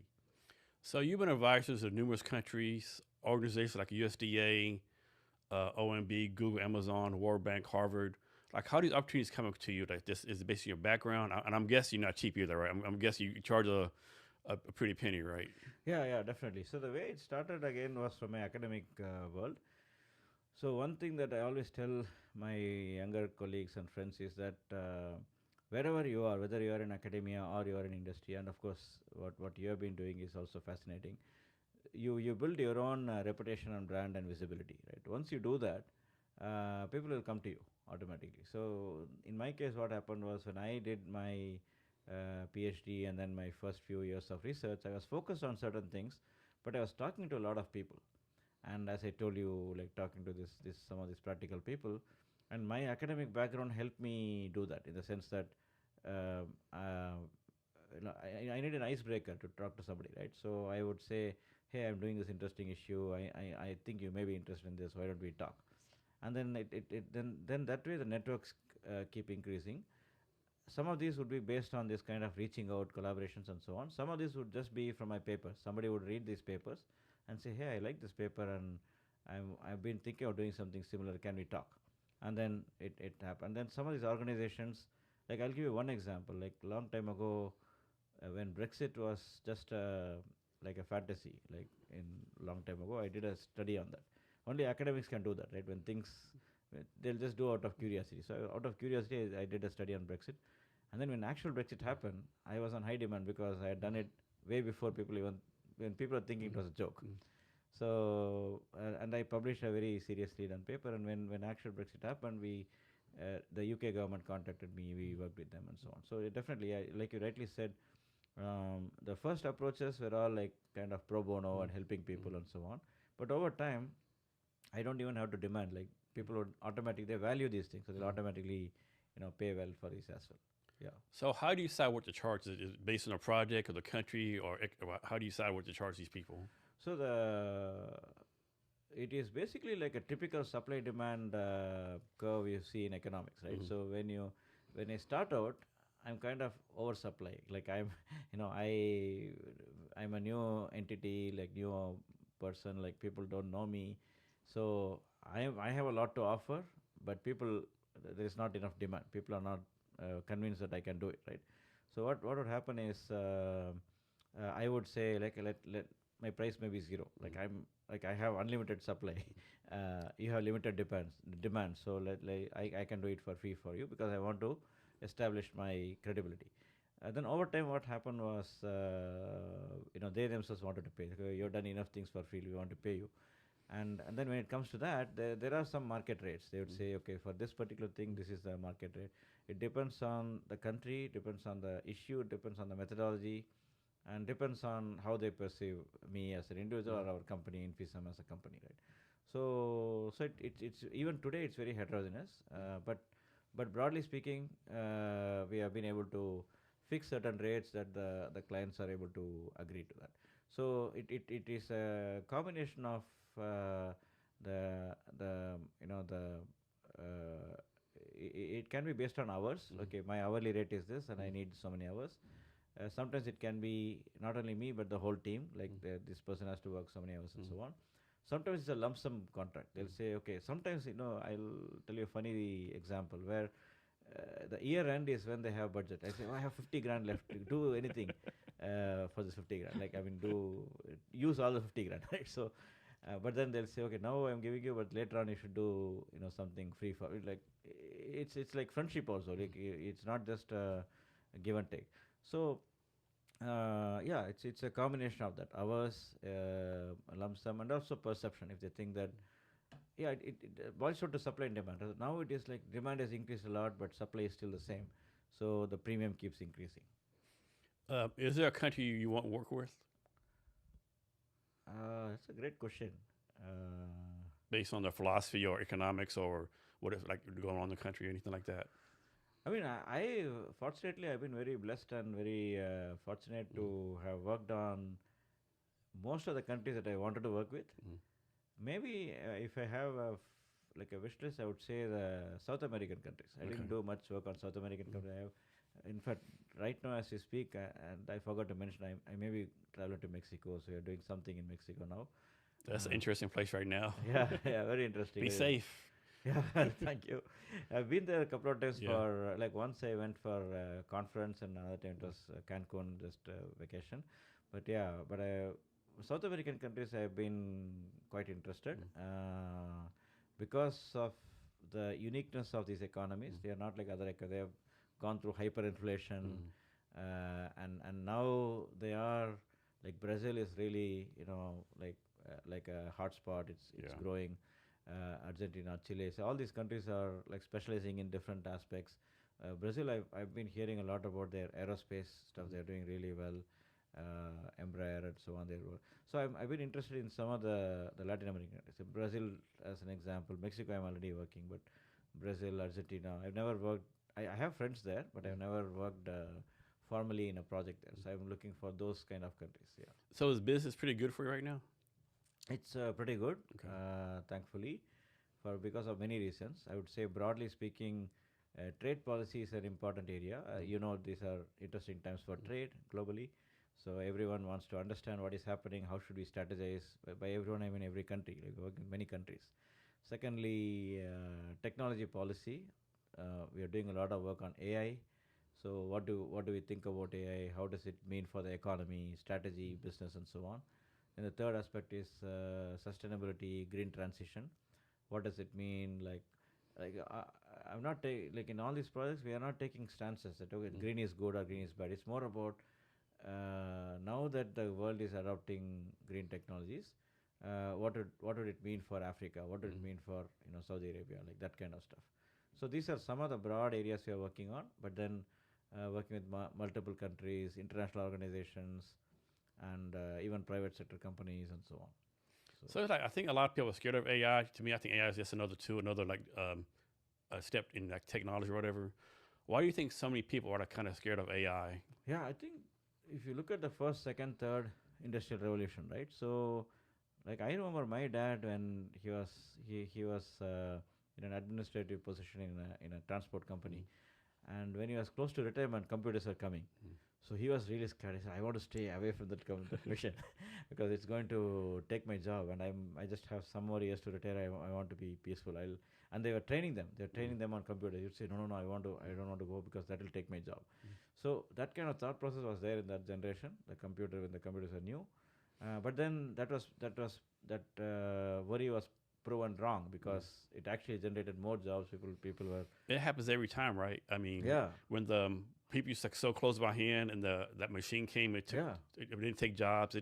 It always like increases jobs. Now the short end might take jobs and you got to get retrained and stuff, but like eventually there's way more jobs. Yeah, exactly. Every single time. I read somewhere that when the steam engine was invented, the horsemen went on a strike. Yeah. That we lose. So all these things happen. But then now I think the worry that we people have today is, I would say it is genuine, because I did another podcast a few years ago before COVID, before all this generative AI. So I didn't factor in a lot of things. But still, I think I still agree with what I said then. What I said then was that the AI is special because that you and I have already seen a lot of things with generative AI, with all this ChatGPT, Gemini, and cloud is the big talk of the town now. Cloud AI, Anthropic. With all these things, we can see that a lot of intelligent jobs are going away. Right? Previously, the routine jobs are going away. Like I gave my dad's example. So those kind of jobs where there is a routine, like typing in calculations, these kind of things are going away.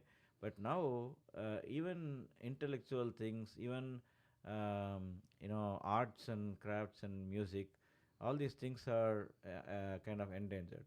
Now the thing is, I can think of two.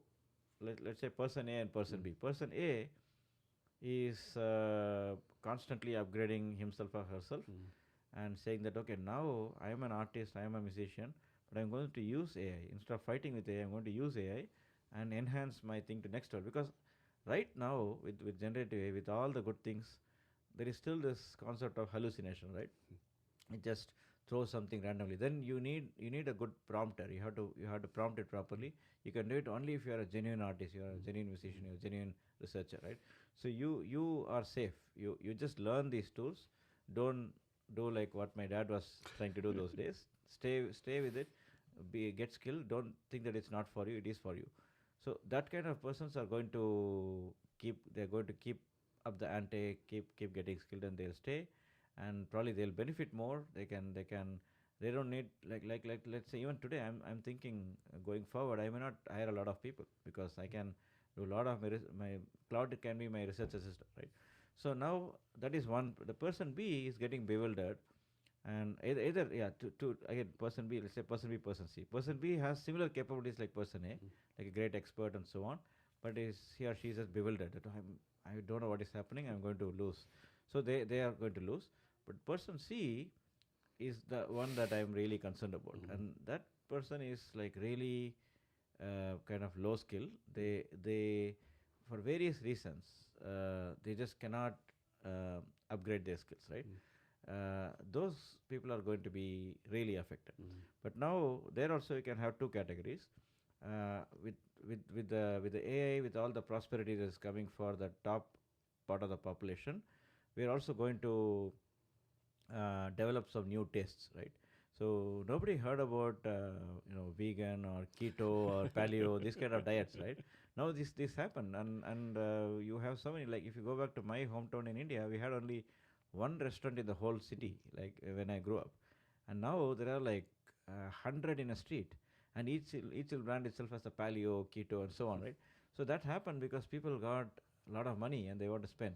And there, if you go there also, of course, I was in MIT a few years ago, and there everything was robotic. Like even the cooking and serving, everything was robotic. So that's also coming, but people also want human experience. So the category C people who want to upgrade themselves in their own way, they don't have to go to AI, but they specialize in some of these things. Say they become like a paleo chef or keto chef, or a waiter who is very knowledgeable, who can, like in Uber. I think you may have experienced like me. Sometimes I like taking Uber or Lyft because the driver is very. We have great conversations with them, right? So I'm not talking to him because he's a good driver, because but he's a great So these kind of things, like how much more value added you can do with your limited set of skills, right? So there again, so that's how they'll get divided. If people are really innovative in their own way, they don't have to learn AI, but in their own way, they come with some innovative ideas, and they can start their business or they can keep their jobs, right? So still there is going to be a large part of the population which cannot be A, B, C. B is their fault because they are just not doing it. So, but that's why I'm saying ABC is something that we should not worry about. But the last, the one that is the residual, that is going to be a large part of the population. That is why I know some of the industrialists, it's easy for them to say, like Jeff Bezos says, we should have universal basic income, right? Yeah. So, like, I'm going to fire people, you guys take care of them, right? So, but it's true. We cannot blame them. It's true. That's what is happening. So I think, like, again, going back to countries like India, China, and so on, Scandinavian countries, all these countries have taken care of the basics. Like in India, for example, food is not a big issue. Like several decades ago, you would see, not even like even 1-2 decades ago in India, you would see a lot of poverty. Like people not poverty is still there, but food and nutrition was a big issue. Like people may be starving. You don't see that today because everyone gets food. Like food is not a problem. The government makes sure that everyone gets food. So I think that is in a way it's like a universal basic income, right? It's not income but expenditure. The universal basic expenditure is taken care of. I think that is something every country should think deeply and execute. But then the problem is the capitalist in me would say that like that will that will make people that will remove all the incentives to work for people. People say, "Oh, and then what do you do with your life, right? A lot of people get the worth from working, right? Like I'm John Brown, the janitor. I'm this. Like now I'm just at home every day, like eating Cheetos and drinking beer. Like what's the purpose of my life?" And I've seen that happen in India. I have not seen that here, but in India recently, because of all these food security programs and so on, people are not willing to work anymore. So India, despite having such a huge population, it's difficult to find blue collar workers now. You'll be surprised to hear that. But yeah, it's kind of same here. And then like usually basic income, like how do you decide who gets paid what? Like if I was a software developer and AI takes my job, do I get paid $100,000 a year because I was a software developer, and the janitor only gets paid $20,000 a year because it was a janitor? Like I don't know how they decide like what to pay each person, Yeah, that is again a supply demand thing, right? So I did a few studies on this with McKinsey and other organizations which are published, basically looking at the supply demand gap of different skill categories, right? Today it is this and tomorrow it is this. So what we typically see is that the demand for skilled laborers would increase more than supply, and demand for unskilled laborers would decrease more than supply, right? So you'll have excess demand of skilled laborers and excess supply of unskilled laborers, which means that whenever that excess demand means they'll get higher wages, and excess supply means they'll get lower wages. So the gap between that 120K would expand further, because the software developer may get 200K and the janitor may get 10K, right? So that gap will keep widening. But if the janitor's job cannot be replaced by AI Mm. for some reason, then the janitor also can earn more money. He may make 30. He may not make 100K, but he may make 30K, right? So that is something I've seen here, like the technical people, like the plumbers and the electricians and so on. They get paid well because there is a scarcity. I can see in our area, Mm. Seattle area, it's very hard to find handyman, like skilled handyman and so on. So Yeah. we were willing to pay them well. And so I think that's there is going to be this supply demand interaction, which will determine the wages at every point. So I'm sure you're proud of everything you've done, but what's a project you've done in the past that you're like, man, like I'm very proud of? Like this made a real good impact. Yeah, it's very difficult to say. Everything I work on, I feel very happy and proud, very content about, because my primary clientele is governments, Mm. and I have a huge respect for all the governments in the world Mm. because they represent millions of people Mm. and their taxpayers' money, everything is there. So that's why I feel proud about it in general. But maybe since I'm from India, and I think the thing that I'm most proud of is the stint I had in Government of India, where I have an affiliation as an honorary fellow, and the think tank which is called NITI Aayog, which used to be called as Planning Commission before. Mm. So we were talking about planning before. I was telling you that planning is not so good. So in India moved from planning to this institution, which is called National Institution for Transforming India. So the chairperson of that is the Prime Minister, and so we were reporting to the Prime Minister directly. And then it was actually my job there was to develop trade policy for India, and also to develop international cooperation, like not just trade but also other kinds of cooperation, and develop a vision for India for 2047, which is 100 years of independence. So I felt really proud about that because first that's where I came from. I came from a very I would say poor family in any absolute definition, and a lot of Indians are they've gone through that. So being there and thinking about that with all my skills was very contenting kind of moment, self-content moment, and I was also able to change a lot of things there. Like for example, trade policy. India was like our president says, India is a king of tariffs, right? So it's actually true. I agree, and I was able to collaborate with the people there, the top leadership there, to kind of be part of this journey where India started negotiating a lot of trade agreements, which is in India's own benefit. India is not doing it for other countries to get market in India, but it's good for India's own thing. So that philosophical point I was able to bring to the top leadership. We had a lot of discussions. So you might have seen the last 5 6 years, India has signed like more than 10 free trade agreements, and it was started when I joined. So it was kind of a narrative that I wanted to develop there with evidence-based policy making, and yeah. So I think that is really it was a proud moment for me. Yeah. And you do all this underneath your company, Infinite Sum Modeling LLC. Yeah, actually, that's a great question. I would say almost 50% of my work, 50 60% of my work is influencer modeling. Mm. And in fact, my wife and partner, she's the CEO of the company. I'm the founder, but she's the CEO. She's full time with it, and we have team members. I What happens is for me many times, many governments and many organizations they hire me as an individual. So I work the remaining 50% of time as spread it between the different governments. When it comes to Indian government, at that point I had to take a sabbatical from my own company, Infisum. So my wife was running it, and then she still runs it after that. So I went to Government of India as a full-time executive. It was a formal bureaucratic position. So and then I came back. So that was a full-time thing. But otherwise, I've always been working with multiple organizations. But Infisum is a major, I would say, more than 50% of my work. So lot of projects are done as a company Infisum, and we have around a couple of dozen researchers working in Infisum full time. They spread over U.S. and India. Mainly.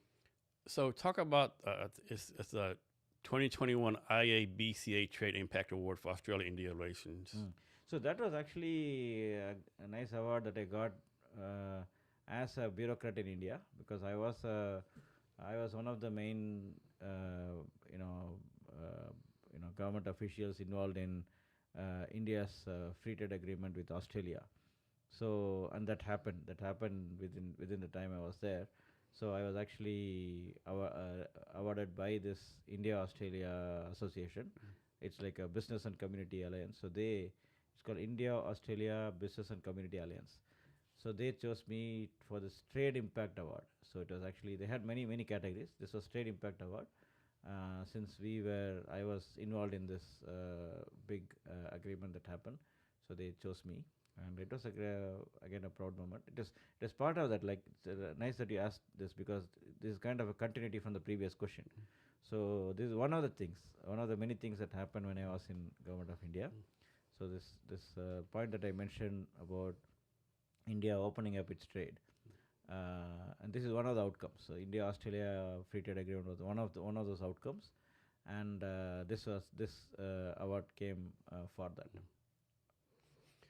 So free trade agreements, do they generally work in principle, or are they actually a good thing, or they just like I don't know, kind of like propaganda, so to speak, you know? Yeah. So basically, yes, it's a very important point. We use free trade agreements as a general term, but in reality, no free trade agreements are really free, right? Completely free. So, like, if you take this example, India Australia as an example, India reduced tariffs to zero for around 90% of all its products, which means for 10% of products, they didn't reduce the tariffs. And I think Australia reduced for little more, 96%, I think. So for the remaining products, there is no free trade, right? You still have to pay the tariffs. Secondly, when it comes to procedures and so on, they do some alignments. Okay, if your FDA recognizes something, my FDA will assume that standard is taken care of. So your standard is my standard, that kind of thing. So that is also kind of free trade, right? But what is not done is that there are a lot of terms and conditions. It's like a credit card signing. You have some terms and conditions apply. Yeah. So one of the big terms and conditions is that we call it a rules of origin. So if a product comes from Australia to India, the first question we'll ask is how much of it was made in Australia. If they say 10%, I say no, you have to pay the tariffs. So they have a threshold. You have to produce at least 50% of it in Australia or something. I don't know the exact number, but they have that number. So this is kind of like, if an ideal free trade world, everything will be zero. All tariffs are zero. You can export and import whatever you like, and there are no terms and conditions. But that never happens. There's always terms and conditions. That is why countries are signing trade agreements quickly. But if you want a complete free trade agreement, nobody will sign that agreement because they want the terms and conditions. Like, looking at the world economy right now, what kind of concerns you about the economy right now? In global? Global, yeah. So global economy, I think there are, I would say, three concerns broadly. One is this climate change, sustainability, these kind of things. I am concerned about both extremes. One extreme is that you can see all these disasters and so on happening, and we have to do something about it. Climate change action is needed. And the other extreme is that too much action, in the sense that saying that being too calculative and getting too bogged down into what we think as green, like what we it's called as letters as greenwashing kind of thing, right? You do something just for the sake of telling people that you are green, like that kind of thing. So these two are extreme challenges when it comes to the first broad area, the climate change. And the second aspect is definitely trade. So World Trade Organization has been badmouthed by a lot of people in the world. Like, developed countries say that developing countries are, it has been too skewed towards developing countries. Developing countries say the other way around. And the poor in the developed countries say it is skewed against them. It is for the rich. So there's a lot of things happening with WTO. But when you objectively think about what WTO has done for the world, it has been tremendous. It has been extremely positive. Because in the today you raise this question of free trade, right? Today we still have so much friction in trade and so on. But imagine 50, 60, 70 years ago, before WTO was there, there's so much friction in trade. Like even countries, like even the developed countries, had huge tariffs. Nobody would export import. So from there we have come here because of WTO. So WTO is a great institution, and now it is endangered. Like a lot of large countries, US included, other countries, they are kind of saying that we don't need WTO. We'll just deal with countries. What happens is WTO gave a sense of credibility and certainty and stability globally, and that is kind of in danger now. So that I think is a big important thing. I put it in the number two category because trade is still not 100% of the economy. Trade is still like 20%, 10%. So it's not as big a deal, but it is an important thing. And the third thing is technology. So you know why we are talking about it. This AI and jobs, and how countries are going to position where they will be in the supply chain of AI, right? So I think the IMF managing director, she spoke in World Economic Forum about, she classified into three. First is the countries that are building AI, second the countries that are observing, and third the countries have no idea. So now it is worried, like worrisome that large number of countries are in the third category. And the first category, like the US and some of the other countries, even China, they're investing heavily. They're putting a lot of money in AI, but the return is not clear. We don't know what is going to happen. Like a lot of people are talking about an AI bubble next year. So we don't, this year or next year, we don't know. So that is another big uncertainty that is quite concerning. In addition to the usual pitfalls of AI, right? This AI taking away jobs and creativity and so on. But I think this is a bigger concern, I would say. Yeah, I think these three are the main concerns in my opinion. There are thousand other concerns for sure, but I'm thinking these are like three broad areas.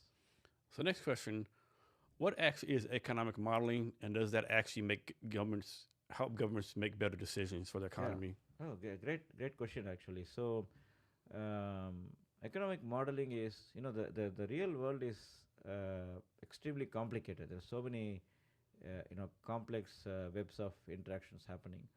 To capture what is happening in the real world, you cannot have a very simple model, like just like a one equation and some data points. It cannot explain what is happening in the world. So you need a very complicated and comprehensive and rigorous mathematical and statistical models to understand what is happening in the economy. So that's what I mean by economic modeling. But there are many different ways there. I don't think in this podcast I should get too much into those technicalities, but at a high level, um, the models that can capture as much of the reality that is happening in the world is a good model. But now the question is, what do we do with these models? How are they going to be useful for policymakers and industry people, right? So two things. One is, a lot of people think of, when they think of statistical models and so on, they only think of accuracy. But I really downplay accuracy. I say that accuracy is not very important. It's too overrated, because nobody knows. Like if I say my model says that US GDP will grow by 2.1345%, tomorrow you cannot tell me. You should not tell me that if US grows by 2.0%, you can say, oh, you're off by 0.1345%. So this accuracy is an overrated thing. So I don't believe in that. No model can be accurate. Some statistician said that all models are wrong. Some models are useful. So that's my philosophy. Like the purpose of the model is not to tell you just the numbers. This is a number and so on. But the purpose is insights. If a model can give you like agree with you on the common sense things that you already know, and it gives you a brand new insight which you never thought about, that is a useful model, right? So I've faced this kind of situation in many of my projects, where I would challenge the client. The client would say, I don't think this would happen. This is like totally counterintuitive. And my model would say this, but I'll be able to explain it in conceptual way. That would change his thinking. Oh, maybe this is a possibility. Now I agree with you. So that is the insight thing that I'm talking about. Like what is increasing, what is decreasing, why would this happen? I would like to answer those why questions, and to what extent kind of questions, rather than how much. So I think that is the purpose of the economic models for practical people. For policymakers, it's to make decisions. For industry people, to also to make decisions, but also to see, you know, how a particular, for example, how these tariffs are going to affect your company. Mm. For some companies, the tariffs can actually be good. That okay, I have to increase my production because I have less competition from imports. But for some companies, it may be bad because they are going to. I know some of the food product companies here. They were telling me that they're almost running out of business because a lot of the food grains and things they're importing from 20 other countries, and all those countries tariffs have increased. So yeah, these kind of insights can be very different for different companies, different governments, different industries. So these economic models can provide a lot of insights. So I always focus on the insights, the stories. Although I'm a very quantitative, very technical person, but ultimately I'm more interested in the stories Mm. that come from my every equation that I have in the model is like a page worth of story. I can tell story based on that. That is what is more important. So economics ultimately it's a storytelling subject. Despite all the numbers and equations and even AI has penetrated there as well. But ultimately you have to explain the story very clearly. Has this ever happened? Like you went to a country or organization, you did economic model. They say, you know what? I know your model says this. I believe in it, but we're gonna still do the opposite thing. Yeah, it has happened a few times, and we kind of agree to disagree. Mm. But some of them would pay for it. Some of them may not pay also. But most likely we have been very very fortunate. Mostly they'll pay. But the way it works is okay. When I talk to a client, I do a model and come up with the results. There are two possible. One is, oh, this is beautiful. This is exactly what I expected. Thank you so much. Other is, no, I don't believe in this. A lot of times the second thing happens. A lot of times they say, I don't believe, I don't agree. Then we have a conversation. Then I say, why did I get this? I can explain. And then the client would say, no, no, no, no, no, no, that's not the reality. Okay. So basically, it boils down to the assumptions. I get some results, it boils down to the assumptions. And the assumptions can be questioned. If he or she, the client and I agree that the assumptions are wrong, then I can change it. If you don't agree, if I say that my assumptions are right, you have a preconceived notion that this is what is right, I cannot help you. I can just walk away. So these kind of things have happened. Both things have happened. Many times I have agreed that my assumptions are wrong, I'll go and correct it. And many times the client has agreed that, okay, you are right, and we will change our thought process. And the third thing where they say we'll disagree, and okay, I'll still, you've done the hard work, I'll pay you, and let's stop talking about it. Or they'll say, I don't want to pay you because I wanted you to do this. So all possibilities have happened in the past. But yeah, ultimately the idea is to, like, I'll take a little bit of digression and tell you one thing about mathematics, right? Hardy, who was a world-class mathematician, Thomas Hardy, he was in the UK. So he gave a keynote in a American Mathematical Society conference, and he mentioned, I think, in 1920s or 30s, I forgot. He told something I really like. What he said was the mathematician I would respect the most is somebody who can explain whatever the most difficult problem he has solved to the man on the street, the person on the street. So I think that if that is a standard for mathematician, for economists it should be even higher, because like, not everybody is a mathematician, but everybody is an economist. So what economics is solving, is trying to solve is problems that everyone is facing, right? So we have to be able to explain in simple words. That's what we do in these economic models. I cannot say that my model is fancy. I have this very, like, this latest journal that was published in the highest journal. I've used that methodology. No, I have to tell them in really practical words that this is what is happening. So, like, that Hardy is my inspiration. I always think of that. If mathematicians are held at that standard, we should be held at even higher standard. So who's your like economic inspiration? Actually, I like a lot of economists, both on the left and right and different ideologies. I don't know, but I can say my personal inspiration, like economists whom I have worked with closely, I can probably talk about two people. So one is Professor Thomas Hurtle. So he's in Purdue University, where I used to work there before.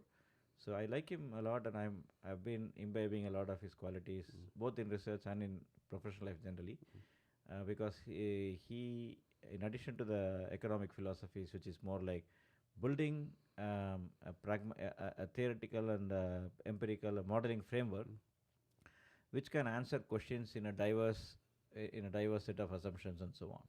So rather than building a capitalistic model or a communistic model, develop a framework which can be used for multiple things. So that is something I really learned from him, and how to build consensus, how to talk to people with different kind of expertise, bring them all together, solve problems.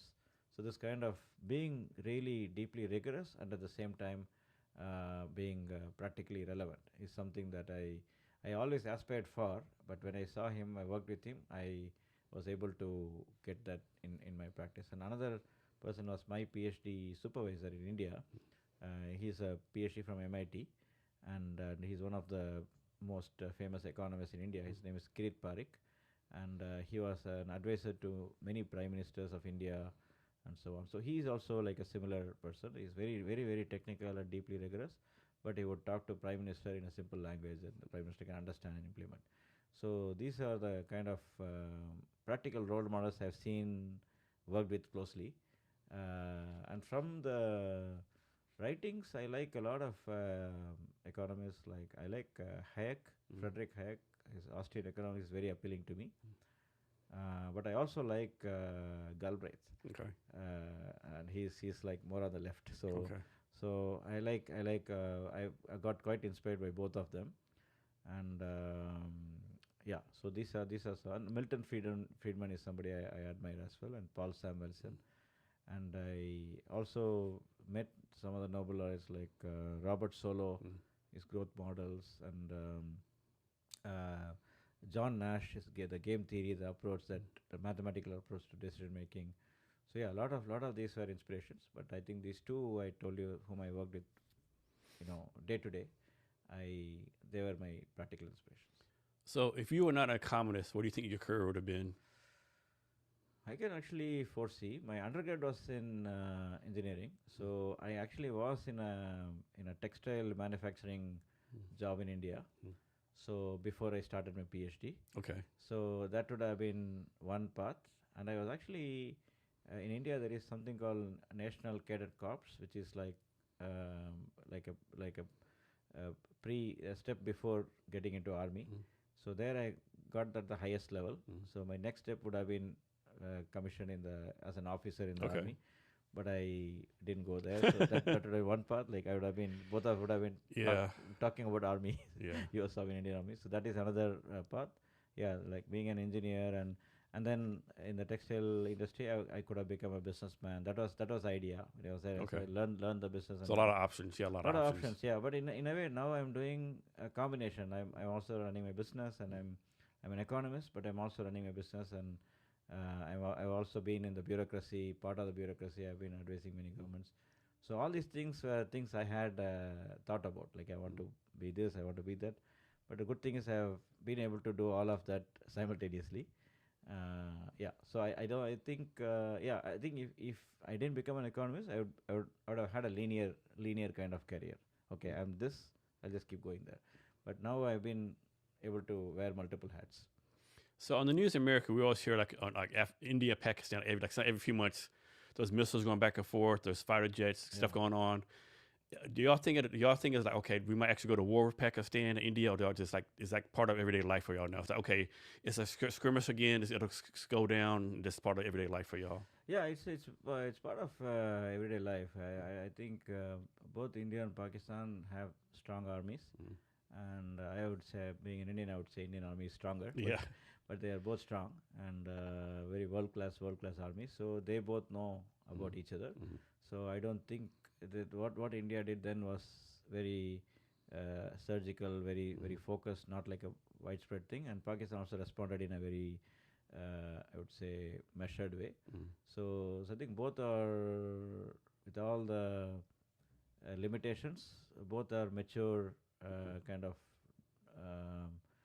I cannot use the word democracy, strictly speaking, particularly for Pakistan, to some extent for both countries. But yeah, mature states, like both are mature states, Yeah. right? So they can handle their issues themselves, and it's not like you rightly said, it's not like a yeah, I don't think it would ever reach a very catastrophic situation, because in the past it has already they already tested out many things, and they figured out that this is the like there's an equilibrium, so to say. So I don't think it will go beyond control. Yeah, when I was me and my family career for 3 years, for 2005 to 8, and like every 6 months the North Koreans like do a nuclear bomb, right?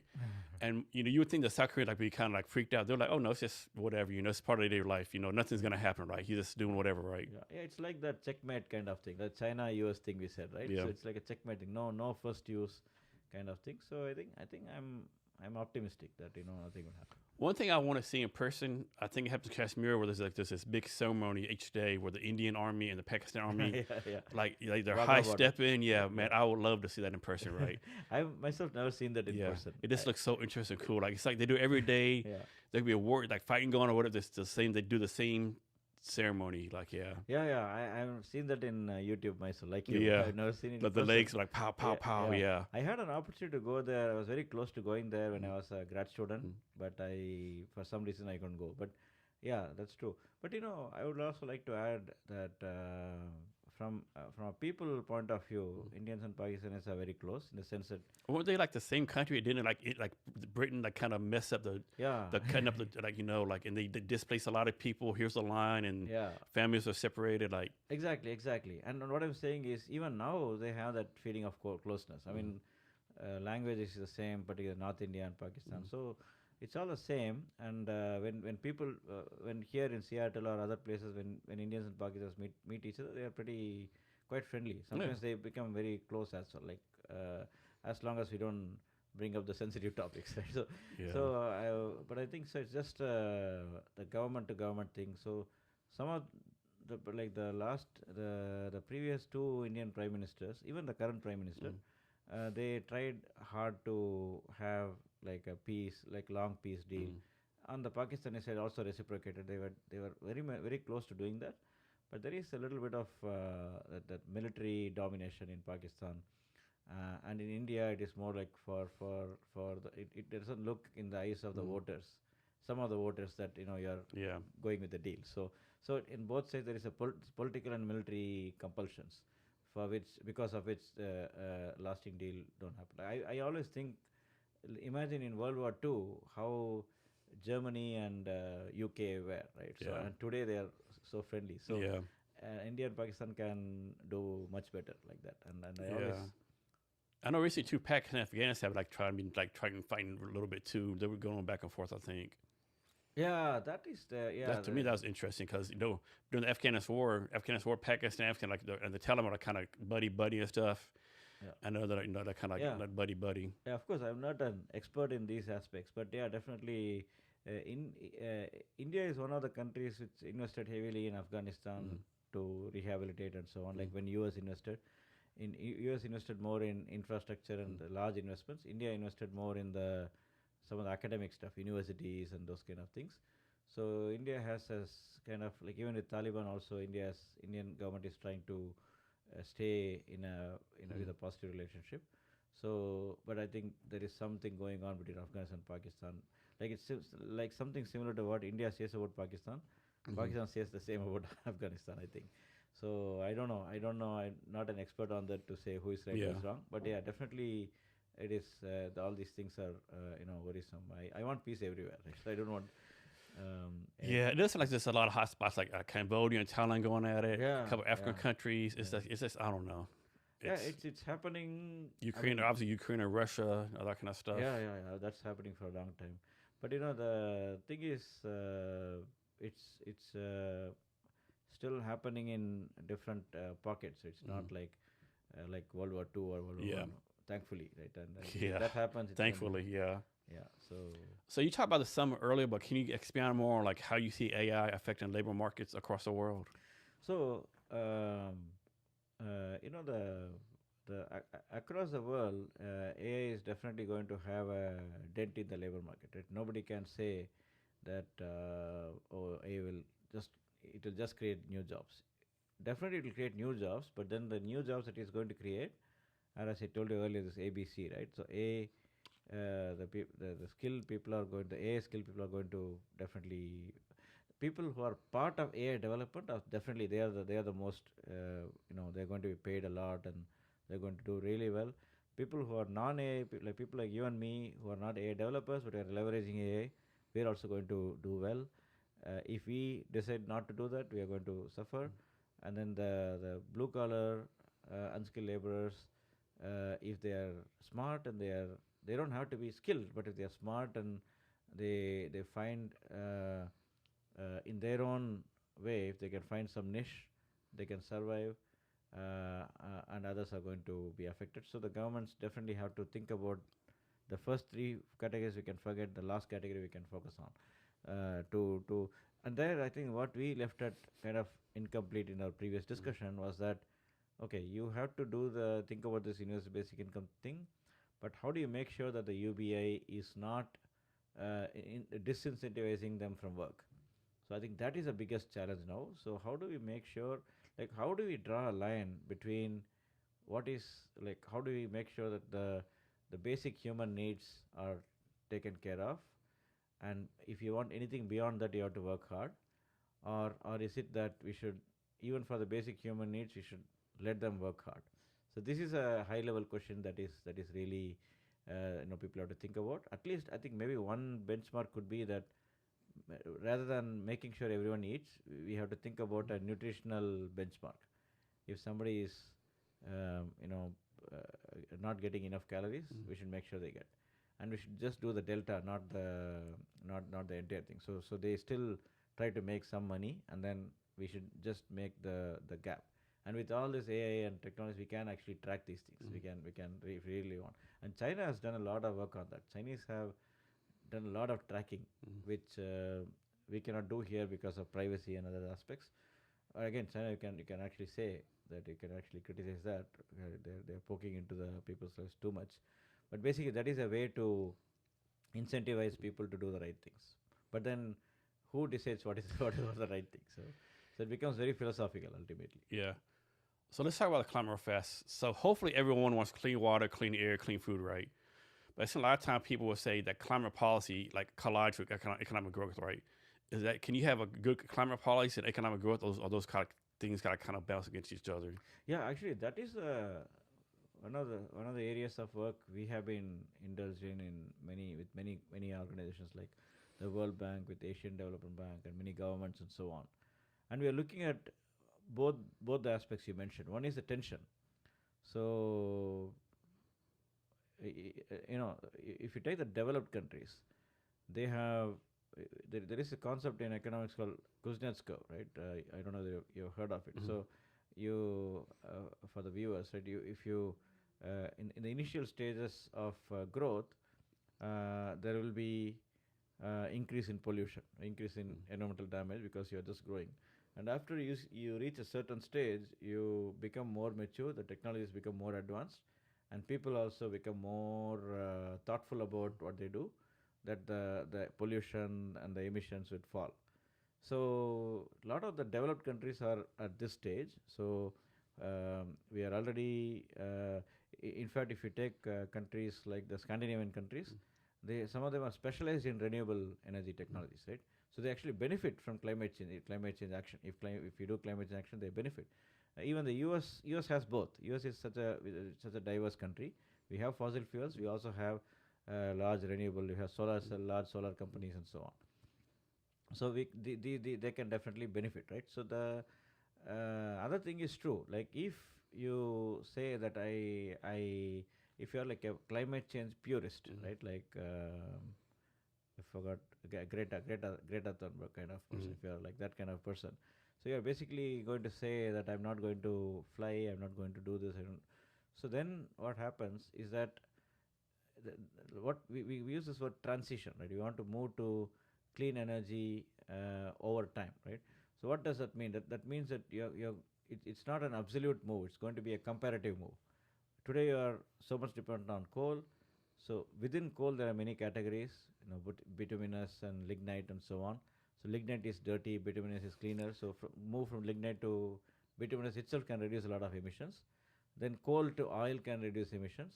Oil to gas can reduce emissions, and then gas to electricity, and within electricity, fossil fuels to renewable. So this is the transition path, and there is also a talk about nuclear, and people have been averse about nuclear, but nuclear is in real sense it's clean energy because it is not. And it's the safest, right? Yeah, it is Now, not. when it goes bad, obviously, but Yeah. But then there are enough checks and balances procedures to make sure it is there. So that is another discussion going on. But I think in most of the policy discussions, nuclear is still part of the clean energy mix, except some countries like Germany and so on, which have shut down their nuclear plants. yeah, And now, if you see the large tech companies, they use this modular, small modular reactors, right? Which is like small. like Microsoft just bought 3 Mile Island. Yeah. So Amazon is doing that. Microsoft. So I think that is one way to go. So what I'm saying is there is a plethora of options. We are not saying like it's not like a 0-1. We're not saying okay, shut down fossil fuels, move here. That is not going to happen. That kind of push that is some activists are doing, that is impractical, and that can be catastrophic. If you suddenly close down all the coal plants and all the stop all the drilling and so on, that is not the way to go. So we have to do that seamless transition. Maybe we can have a goal that by 2040 or something we'll be like 80%, 90% renewables. That's a reasonable thing to do, but not like like tomorrow, next year I'm going to close everything. Also, the other way of doing it is all the new installations. If you are developing a new power plant, that has to be. You can have a policy that anything that is coming up new should be renewable, right? But don't completely shut down the old stuff. But that also, like, that is what brings me to your economic point, right? Like, so far I'm talking only about climate change, but what about economy? Definitely, climate change action will have an economic implication. There can be job losses. We did a study with World Bank on that, like how what will happen to jobs when you move. For example, if you're moving from a thermal power plant, like a coal power plant, to like a solar, you're losing a lot of jobs because thermal every day there's somebody has to put the coal and so on. Solar is just panel. So those things we have to consider, right? Like all this transition. This is what many of the large organizations are thinking about. Like how do we make sure that the transition happens smoothly? Winners win more, and the losers are compensated. If you don't compensate the losers, then obviously there'll be the revolution happening against it. Like why do we have to do this? And that's what is happening now. That's why a lot of people are saying that climate change is hoax and so on. Because if you completely like do a dramatic shift, and then the losers then would come together and then say that okay, this is all bad. So then that becomes like a killing the messenger. Okay, climate change is real, but let's be pragmatic about it. Let's be pragmatic about the action. So I think that's very very important, and I think if you talk to some of the like people who are really concerned about climate change from a scientific point of view, they sound very alarmist. They say we are doomed. There could be some reality in that. I'm not a scientist, of course. I cannot vouch for like what is right and what is wrong. But we can see some things. We can see the. It's not global warming, but it's climate change. So things can become colder. What we see in East Coast recently, not just East Coast, the entire America except Seattle, we are saved.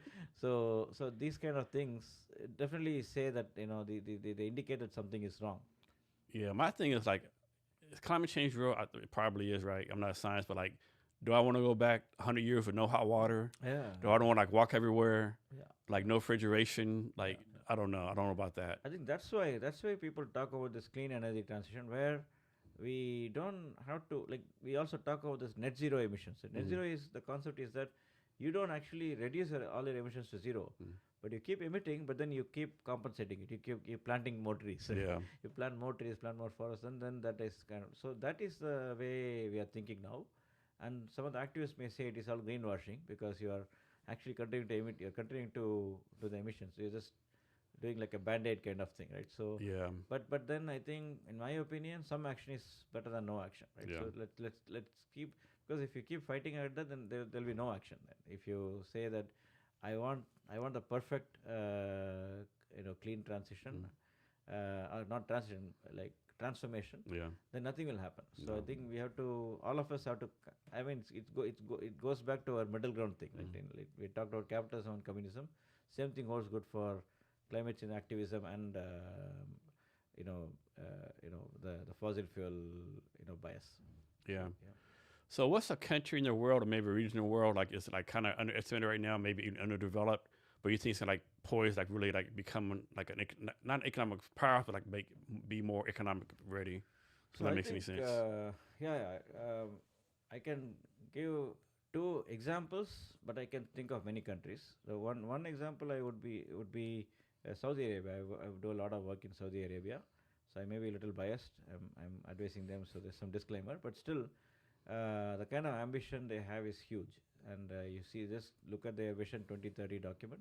It's enormously ambitious. So they thinks that they don't produce even one unit of that product today. They want to export $1 billion of that. So they have a lot of ambitions, and they're also doing it. It's not just empty speeches, but they're actually doing it because they're taking all these oil dollars and investing enormously, like billions and trillions, in all this infrastructure. So these new investments, new products, new industries, and so on.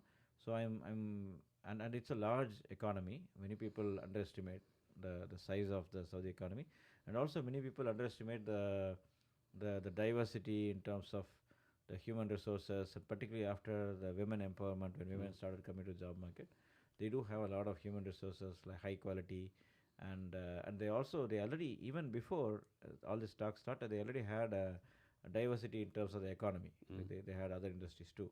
So I think Saudi is a good country to look for what is happening. And then this, of course, but Saudi is already a pretty rich country, developed country, and it's what I'm talking about is transformation in terms of multifaceted transformation. Even in AA, they've invested a lot. UAE is a similar country, so that's why I don't want to get too much into UAE. But other country, I would say in Africa, I would say one of the African countries. I don't know which one. It could be Rwanda, but Rwanda is too small. But it has that ambition. They have that ambition. I was there. I could see that. And other could be Nigeria. You also talked about it. They have all the resources, and they are now aggressively promoting again diversification and more kind of trade policies. And again, Africa as a whole, as I told you, they have this continental free trade agreement. They're doing a lot of things together. They even have a digital union and all these things. So I think definitely I can expect a lot of surprises coming from the African countries. And some of the recent surprises, which can continue to surprise us, would be Bangladesh and Vietnam. And I didn't include them in the list because they already surprised us. So we don't. I don't know how much more they are going to surprise us. Bangladesh is kind of in a downfall moment because they are graduating from the least developed country status, which were giving them a lot of tariff concessions. So now their rise may not be as big as before. Vietnam also, I think, kind of, I wouldn't say saturated, but it is kind of reached a stage where the steep growth that it had may not have it. It will still grow quite rapidly, but not like before. But these other countries I'm talking about, they have Saudi may not grow like India or other countries, but then the diversification, making it an important player in multiple sectors is an important thing to watch for. And I think in African countries, purely in terms of their growth and also diversification. So what's one economic indicator that everyone should know about to like the general person in the world, like if they follow this economic indicator, they'll know whether their economy is doing good or bad. Is it inflation? Is it like interest rates? Is it like something else? Some indicator, right? Yeah. So one indicator is difficult, but yes, most economists like GDP. So GDP, okay. GDP and GDP per capita. These are two indicators you have to think of because, again, I can take my home country, India. GDP, India is now the third largest economy in the world, right? So now that looks like very impressive. It is impressive, but that huge GDP is shared by 1.4 billion people, right? So now if you see the per capita, India would be I would say like definitely 2 digit, if not 3 digit, in terms of ranking. So because per capita is very important, per capita that gives you the average state of a citizen in the country, right? So I think that we have to look for when you're comparing countries, per capita is a good measure to compare.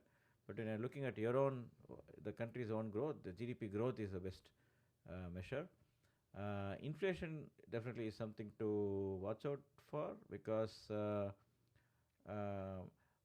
inflation now in even in the elections, affordability was a big issue, right? In New York City elections and so on. So it's an important point to consider. But the interest rates are also they're interrelated, like interest rate and inflation and GDP, they're all interrelated. So I think the best way to think about is I would say GDP and GDP per capita would be good enough to consider, and then keep an eye on inflation, keep an eye on interest rates. Inflation is almost always bad, right?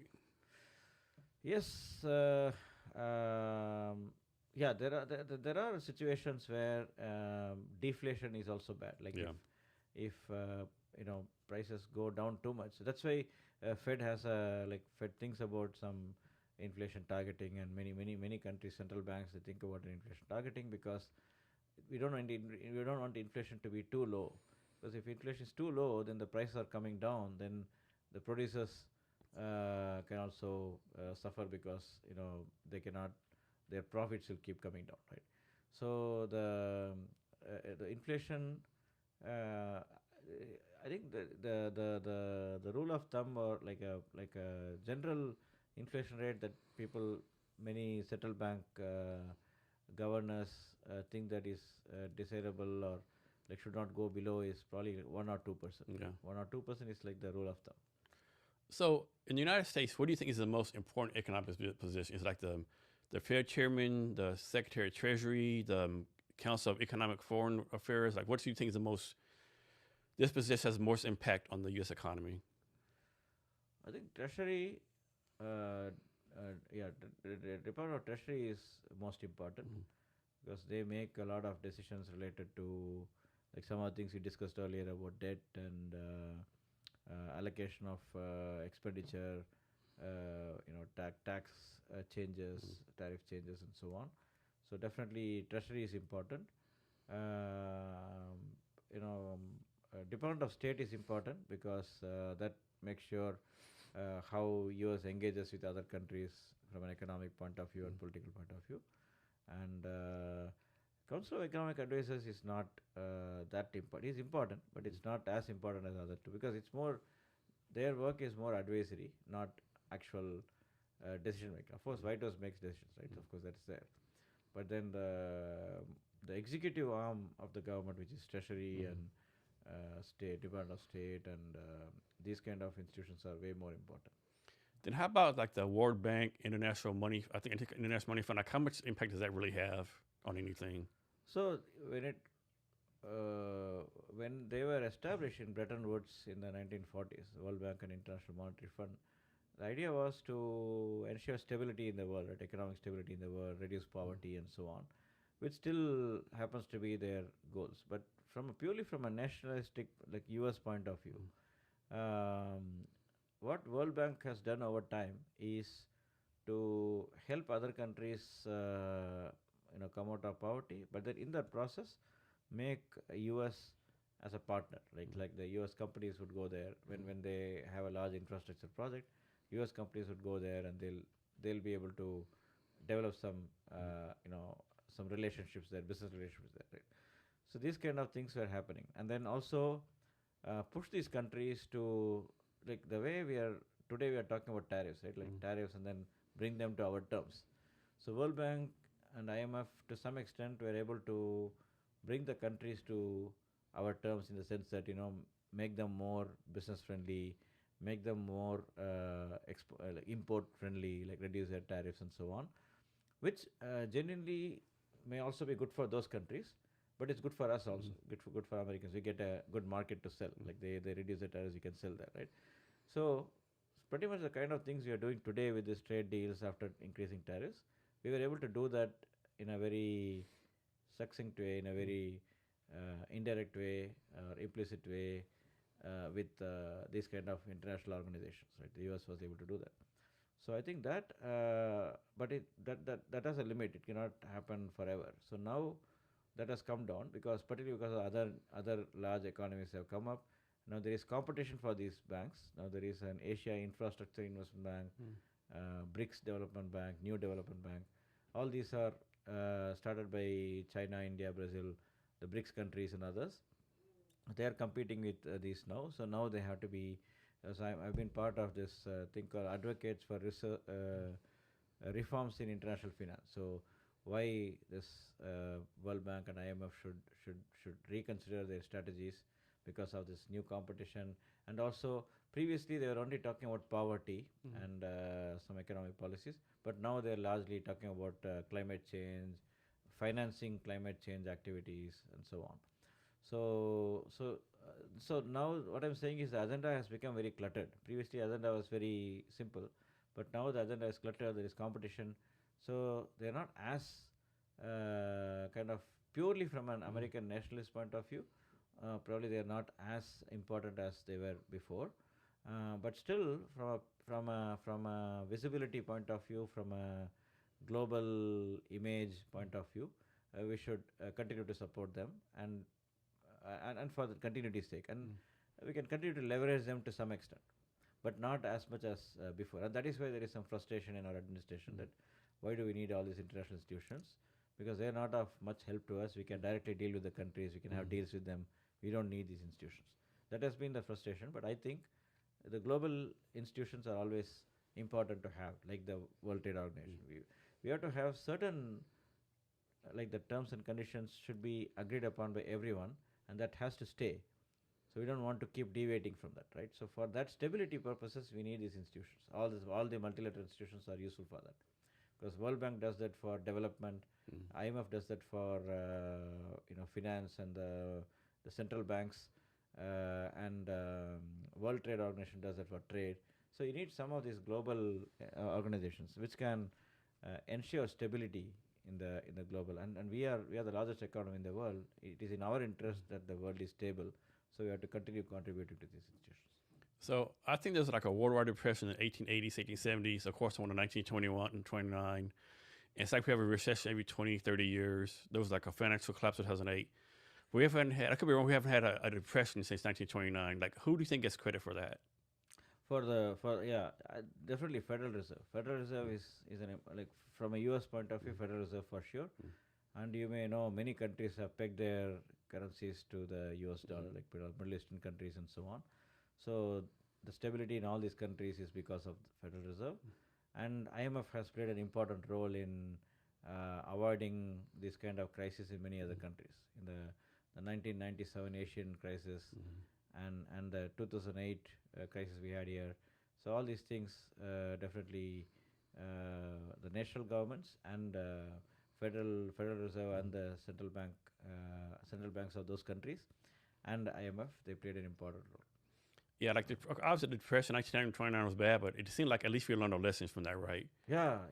I mean, that is how, you're absolutely right. That is how the Great Depression and the World War. So these two big things. I think people realize that only reason the depression ended because the World War started, right? Wasn't no World War, we might still be depression. Who knows, right? Yeah, exactly.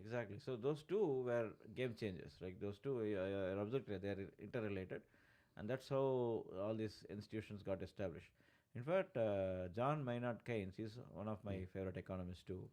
So there are too many economists I like, so I cannot say, but he wrote a very popular book on.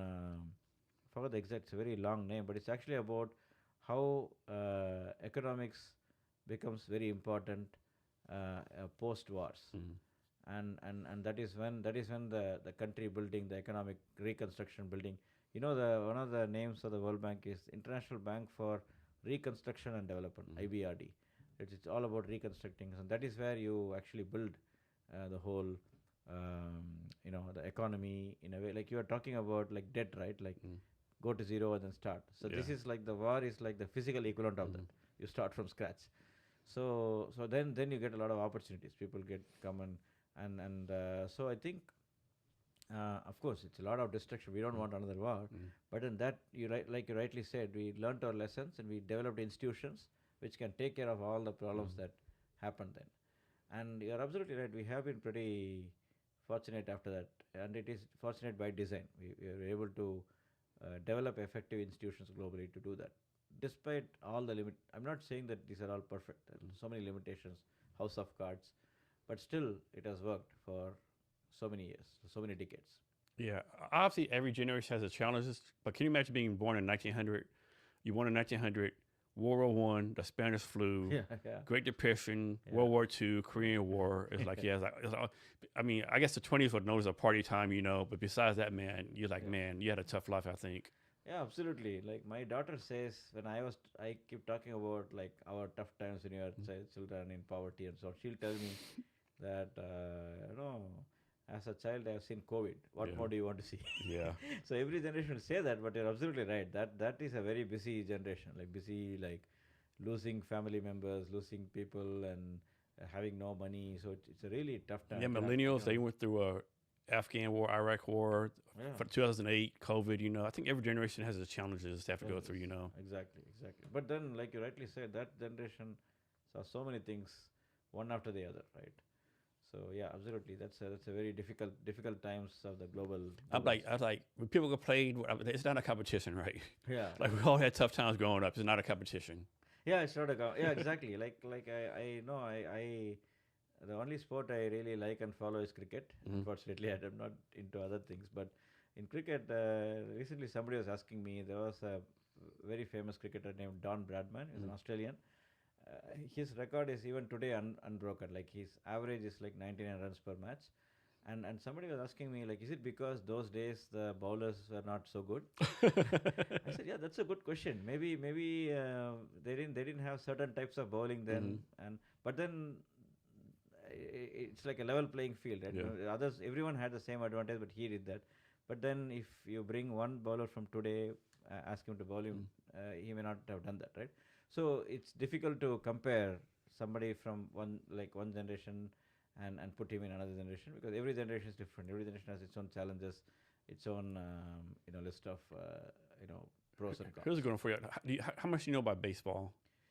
I know a little bit. My son plays a little bit, so Okay, I so followed a little bit. Yeah, way back there was a hitter named Ted Williams, right? One of the best hitters there, right? He would hit like 390, 400, whatever. yeah, And like 20 years after he retired, they asked him, like, the game's changed, right? If you were a hitter today, what your batting average would be? Oh, I probably hit 250. They yeah. said, is that because like the ball's faster, better than athletes? I'm 65 years old. That's why I would hit 250. Right, absolutely. So Yeah. it's So can you give us like an economic prediction for the world coming up? the world. Yeah. That's a tough question to ask an economist.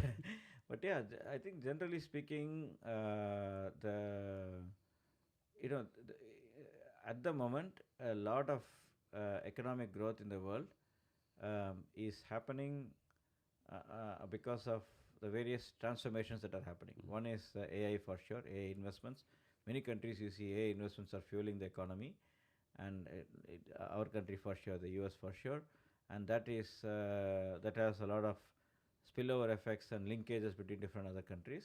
So I think this party may continue until even some of the AI insiders, some top corporates, I think even Nvidia, Jensen and others also talked about it, alluded to the possibility that probably we are investing too much, and Mhm. there'll be a time where people start realizing that no, we invested too much, and from a labor force point of view, it's already happening. Like a lot of companies are laying off and so on. So that is one big thing, one big factor we have to keep an eye on. Mhm. I'm not predicting anything. We may have to be careful about the possibility of that being that party getting stopped, and all the wars we talked about. Mhm. That's also a concern, but hopefully we have had some of these wars are happening for a long time, like Russia, Ukraine, and so on. Hopefully they should come to an end, and that will give more stability to the economy because the Middle Eastern war, the Palestine war is also very important. The Red Sea crisis. Mhm. These things have a logistical importance, like the transport importance and so on. So I think that is an important thing to keep in mind when we make predictions. And of course, we have to think about the new, the rapidly growing countries like India for sure.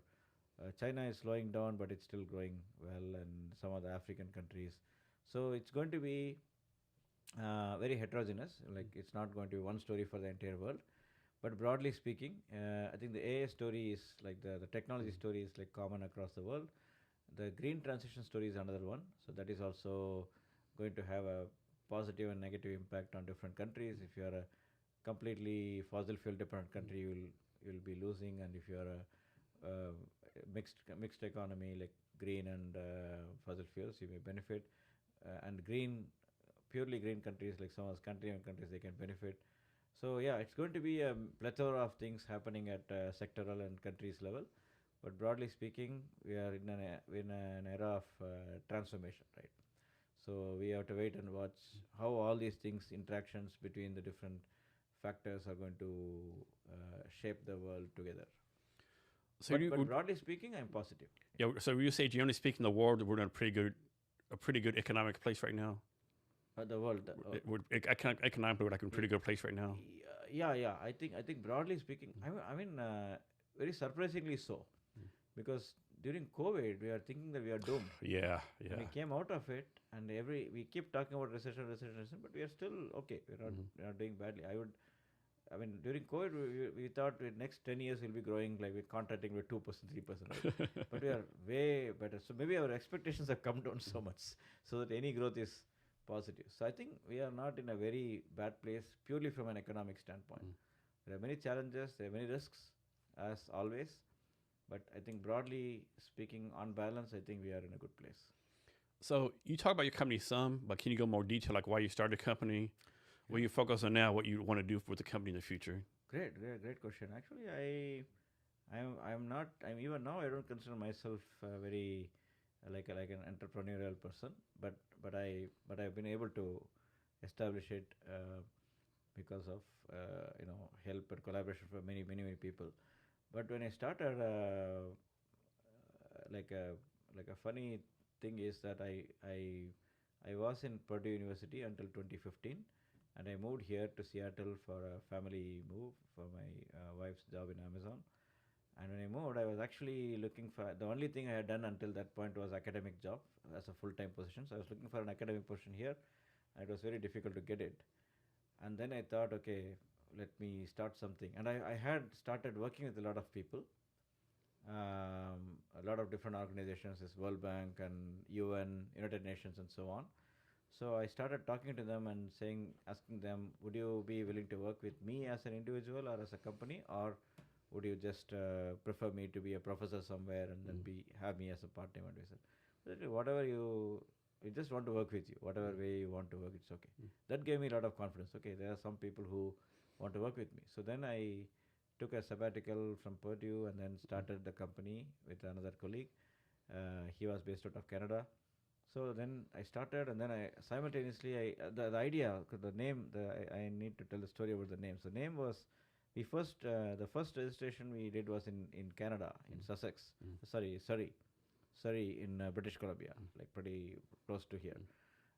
So when we first thought about the name, I came up with Policy Research Institute. I wanted a very boring name, Policy Research Institute. So then they didn't agree. They said no, it's a very generic name. Change it to something else. So then I thought I've seen in our careers and many others' careers that there are two kinds of conflicts that happen. So the employer and employee relationship, right? So once the employee becomes more and more prominent and does well, the employer thinks that that employee is going to take his position, his or her position, right? So there is an insecurity kind of thinking, which is what we call as zero sum thinking, right? This also happens between a consultant and a client. Like let's say you are my client, I'm your consultant. I have a tendency to hide things from you, because if I tell you everything that I know, you would stop paying me. Yeah. So that's a zero-sum game again, right? So okay, if I give him all the knowledge that I have, he's going to stop working with me, which means he is benefiting more and I'm going to lose. Both are zero-sum games, right? So zero-sum thinking. So I said, no, if it, just because we all think like this, we are all losing a lot. Mm. Why don't we have the opposite, like infinite sum? Like you win, I win, and the sum of the wins is infinite. Like all of us win together, and the wins may be finite, but the sum can be infinite. So why restrict ourselves to the zero sum thinking? That's why I decided, let's start this, and that is our philosophy. So when we work with the client, we don't think that we don't worry about the next project. Mm. We just focus on this one, and give our 100%. Like whatever I know, I want to, like one of the clients when I first started the engagement, I told he was a governor of a authority, like a minister in the country, and he asked me like, what are your plans with? What are your future plans with us? So I said, our future plan is that we want to make sure that your team has all the capabilities that our team has, Mm. I have, our team has, so that you don't have to continue working with us. You become independent, you become your own powerhouse. And he was so excited. He said, no consultant has ever said this to me. They always say, we know more than you, keep Yeah. coming to us. Indirectly, they'll say that. So, and that is our philosophy. That is how we started. And then I got a lot of engagements with McKinsey, Mm. and then with World Bank and all these organizations. And then initially, as I told you, I did a lot of things for free at a very low cost and so on. And then they realized our value, that okay, you guys can do it. So then we became almost like, to some extent, we became in our niche area, our specific type of CGE modeling. We are like almost like a monopoly, in the sense that like sometimes it has so happened that a client comes to us and they go to some other consulting company, and that consulting company also would hire us. So we'll be doubly hired, and without knowing that we are working on the same club, because there will be a lot of confidentiality thing they won't say. It has happened a few times, and sometimes we found out and say, no, we cannot do this because we cannot compete with ourselves, right? So because it's a very niche area, the kind of work we do, the kind of models that they used to develop at Purdue, these are models that can capture interrelationships between different industries and different countries. So if you want to work on any country, any industry, the model already has, it's almost like a off-the-shelf model for that, and we can use that and improvise on it.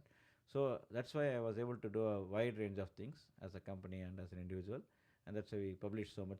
Also, yeah, some of the, when I said free projects, when you do free, we will be able to publish that. We would publish it, it will be in the public domain, that will create visibility. The Brexit example I gave you. So all these things kind of worked out together. And you were asking earlier about the business model, right? Like one is hourly kind of pricing, other one is like the stipulated amount, like a lump sum, and other one I didn't mention is retainership. So some clients will just say, okay, we'll pay you monthly certain amount, and whether you have work or not, we'll keep paying that. Sometimes we'll be working like 80 hours a week, sometimes we'll work like 0 hours a week, but doesn't matter, they'll give the same amount. So we have this kind of models. So all these models evolved over time, and we became, as a company, we became vendors to many organizations like World Bank and so on. And since our work is very global, we have a strong presence in the US, but we also have a team in India. We recently started teams in Ghana to capture the African market, and also in Saudi Arabia for Middle East and so on. And so we're very global. And yeah, so I think that's the journey. It has been 10 years since we started. 2015 is when we started. So, and we have grown. And from a financial point of view, we have kept it. It was a conscious decision that we don't want to be like a typical startup becoming unicorn or something. We want to keep it small, but in terms of size and in terms of financial and employee size, we have kept it relatively small. As I told you, like couple of dozen people.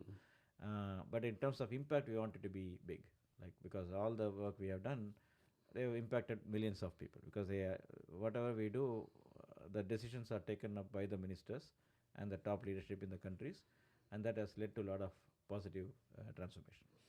So why should someone consider becoming a economist as their professional career? Why should someone? Yeah, okay, yeah. That's a great question.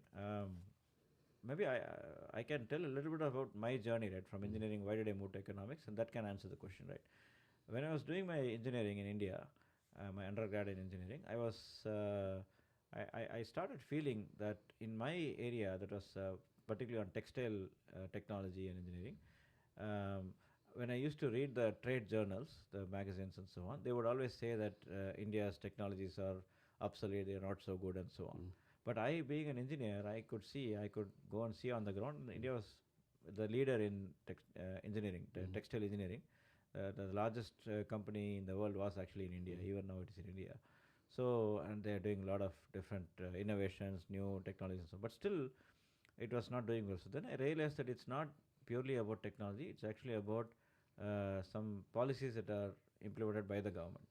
So then I got interested in that and said, okay, instead of being like a data point, like one person running something, I want to be sitting in a place where what an engineer would do would be like a data point, like a bird's eye view, right? Like I see at a high level and I see what is happening everywhere, and make decisions which are impactful, which will impact millions of people. But this knowledge that I've gathered in my engineering is useful. It's going to be useful going forward. But then I want to be a big picture person, and then that's how I went there.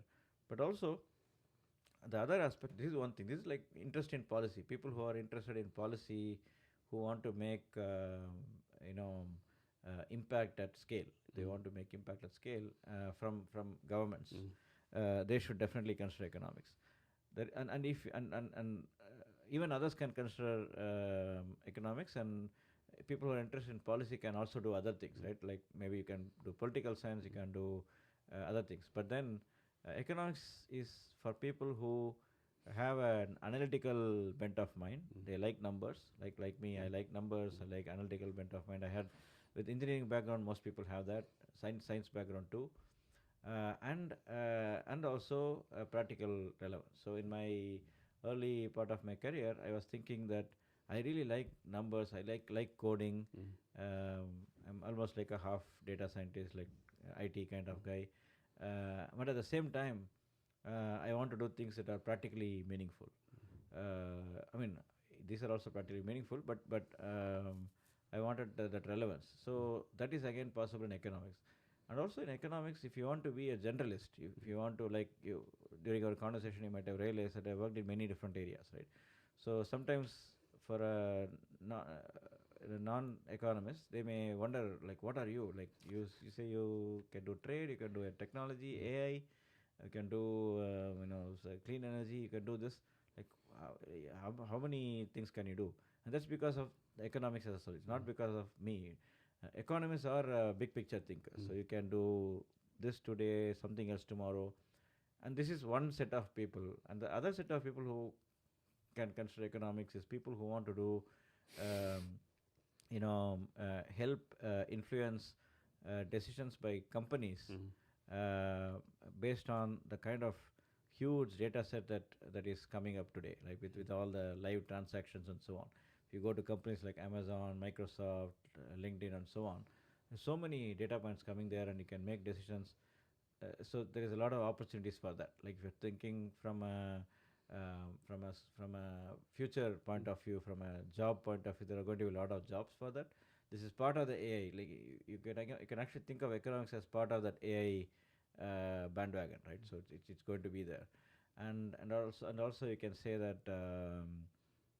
And also if you don't just like to do the technical stuff, you also want to think philosophically, you can do economics. So in some ways, I think of an economist as a combination of a mathematician, a statistician, to some extent a computer scientist, programmer, then a journalist, political scientist, and a writer, an English writer and speaker. So it's all this combination. If you have skills and interest in a combination of these things, which is not many people. Like people who like math don't like writing, right? So if you have this combination, then you should consider economics, because if you have this combination, if you want to be versatile, you don't want to be like just doing one thing, but you want to work in multiple industries, multiple countries, multiple organizations, then economics can be good. Management is another subject which can be kind of competing closely, because that's also MBA also is like that. But economics, I liked economics because in management you're very too open-ended. Like you can do any kind of management. Anything is management. But economics is there is some specialization, but at the same time it's very versatile. So specialization with versatility. So if you like that, you should go for economics. So I think most people, when they hear the word economy, economist, they're like, "Oh man, that's so boring, right?" But what excites you about being an economist? What excites you about working in the economy all the time? Yeah, in India they used to call this dry subject. A lot of people used to do it's a dry subject. No, for me, I think it is, as I told you, from my childhood, like all of us are economists, right? And in my childhood, I faced a lot of financial struggles. So I was always optimizing. I was always thinking, okay, I have $1 in hand. I have to do so many things. How do I allocate? So allocation of resources is a fundamental part of economics. So in some ways, for me personally, it was ingrained in my thinking, like being thinking like an economist, right?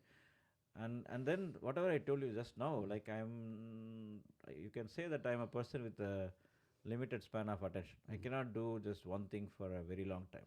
I like to keep changing. If I were a textile engineer, which I was before, I would, like, throughout my life I'd be making cotton yarns, textiles, and so on, which is nice. I'm not saying it's bad, but I'm not that kind of person. I want to do, okay, today I want to do textiles, tomorrow I want to make cars, day after tomorrow I want to do something else. So for such a kind of personality, economics is fascinating, and because I don't, I'm not a, like, of course, when I do my PhD, when you're a researcher, you have to super specialize in the beginning, right? I did that. I went through that phase, and that was boring for me too. Like, oh, it's like, how long will I just focus on one thing? I want to get out of that. But the moment I established my credibility and started doing many things, I started enjoying that, and I think I could not have done that in any other field than this field, mainly because it's let me compare with other disciplines, right? I'm not saying that other disciplines are bad, but from my point of view, if I were a political scientist, it would have been really difficult and boring for me, because I don't deeply understand how politicians think, and I think that it's difficult to you know go there. It's very difficult for me, or history, for example. Again, history, it's very difficult to add value. Like, everything is there. Like, what more can I do? So, like, all these disciplines, like, from my point of view, I can say that they were boring, but no, but I like them. I like history. I like political science as a consumer, but as a producer, as a researcher, doing things that I couldn't have imagined. But with economics, when like I told you, there's 5 6 disciplines like math, stat, and so on. Like, when I was a student, I loved all of them, but sometimes I'll have a particular period of time where I would really love mathematics, so I'll keep doing that, and then I'm bored with mathematics. Let me do statistics. Let me do writing. So I can keep switching between the different functions of economics, right?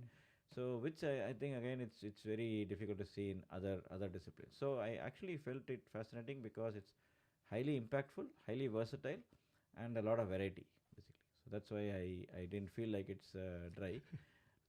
Yeah, but I think but I do understand why people think it's boring, because it's very argumentative. Like, you don't have a firm answer. Like, you might have realized by now, most of the questions you asked, I don't think I answered to the point. Right? It's if and but, case 1, case 2, case 3. So, but I think that actually fascinated me. Like, for many people, it may be boring. Like, oh, you don't answer to the point. Like, I think the President Reagan or somebody, one of the presidents said, "I need an economist with one hand." You know that, right? So, like, Yeah. on the other hand. So, Yeah. so I think I understand the frustration from non-economists about economists, but I feel like that itself is the beauty of the subject. That you can like, one of the economists in Columbia University, Jagdish Bhagwati, I like him also. So he wrote a book about India, and he said the reason why India did not grow is not because of lack of good economists, but it's because of abundance of good economists. So good economists, That's a good one. yeah, good economists can actually come up with their argument, and they can convince you in any way, right? That's the beauty of the subject. But I think from an economist point of view, that's the reason why you enjoy it. You can actually you can come up with innovative arguments, creative arguments, and so on. So is it kind of like a philosophy in that way? Yeah, in the list, I think I don't know that I mentioned, but philosophy is one of the important aspects of economics, definitely. So is there anything I should have asked you I haven't asked you yet, or anything else you want to talk about? Yes. Is there anything I haven't asked you yet that I needed to ask you, or anything else you want to talk about?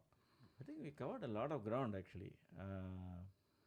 Maybe I should probably ask you, how did you, how did you think about approaching me as a, was it the economics part of it, or like It is what? economics part because I talk to a lot of tech people. I always try to reach out to different people, right? Mm. And what I do, I have like a lot of LinkedIn connections. You see, I just go down the list. Oh, right. Okay, he's the next one. Oh man, has interesting background. Like me, So I'm the first economist you're in the you're the podcast, second or? one. There's a guy named Spencer Cohen. He's a good friend of mine. Is okay. Yeah, He was on there.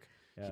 So I used to do this in a place called Spaceworks, like 2 blocks away. Mm-hmm. He was my last podcast over there if I moved over here. Oh, great. So I had him on maybe 3 years ago. Yeah. Oh, yeah. Spencer is a very, very good friend of mine. So Yeah. great. Yeah. Yeah. He focused on China. You focus on India. Yeah. And we have also collaborated a lot together. Yeah. Yeah.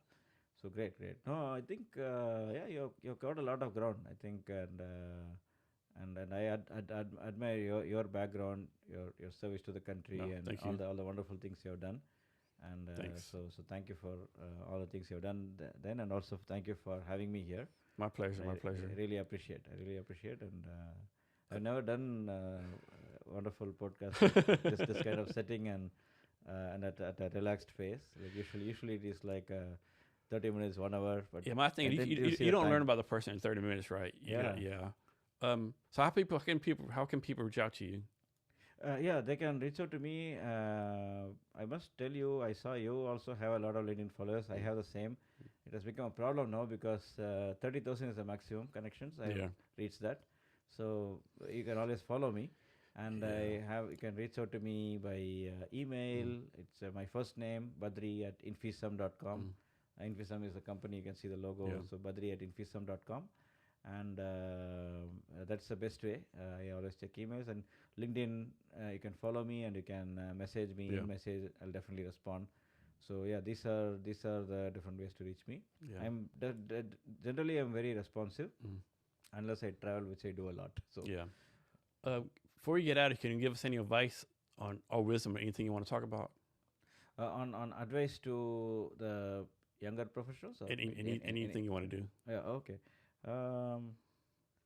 I think long ago, one of my friends, he was the co-founder of Nike. So Stephen Foster. So he long time ago reached out to me. So he writes a book called One Golden Nugget. So he takes some quotes from different people and publishes them. So he asked me to do it, and I'm not such a wise person to give a quote, but I still thought about it. And I would like to share that here. So that was, like the best way to progress in one's life and career is to help others.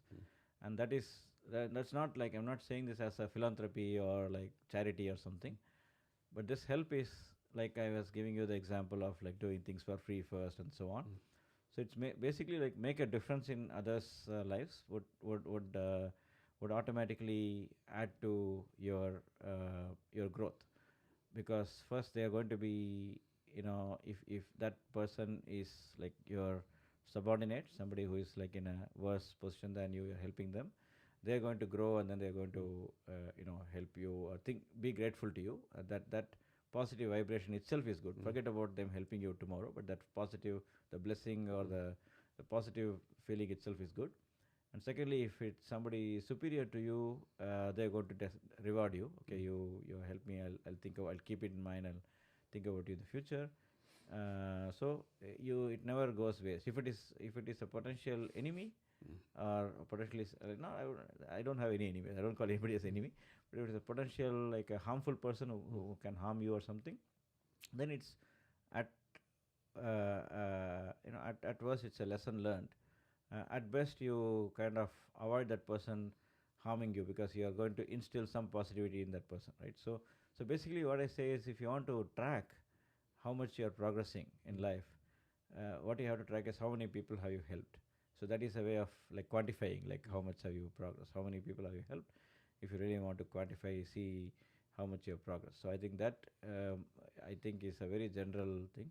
The second general thing I talk about is the career transitions, and I went through many kind of career transitions, first from engineering to economics, then from academics to consulting, and consulting to policy making, and so on. So in all these transitions, what I realized was that it's important to capitalize on what you did before. We should never divorce from what you did before. It, like you say, like I told you today about my undergrad in textile engineering. Even today, it's useful for me because I do sometimes advise textile industries. And even here in Seattle, there is a textile company I'm an advisor to. So I do that. So what I'm saying is we have to keep connected to our roots both in terms of our like whatever ancestral family roots and so on, but also in terms of our career, like disciplines that we are working on. So in fact, I like transitioning from one to another. Like all the transitions I made, I'm very extremely happy about that. I would, if I had another birth and if I had gone through this, I would like to go through the same thing. I don't have any regrets. So I think the transitions can be very, very useful and helpful. We should always look for that. But again, we have to keep that.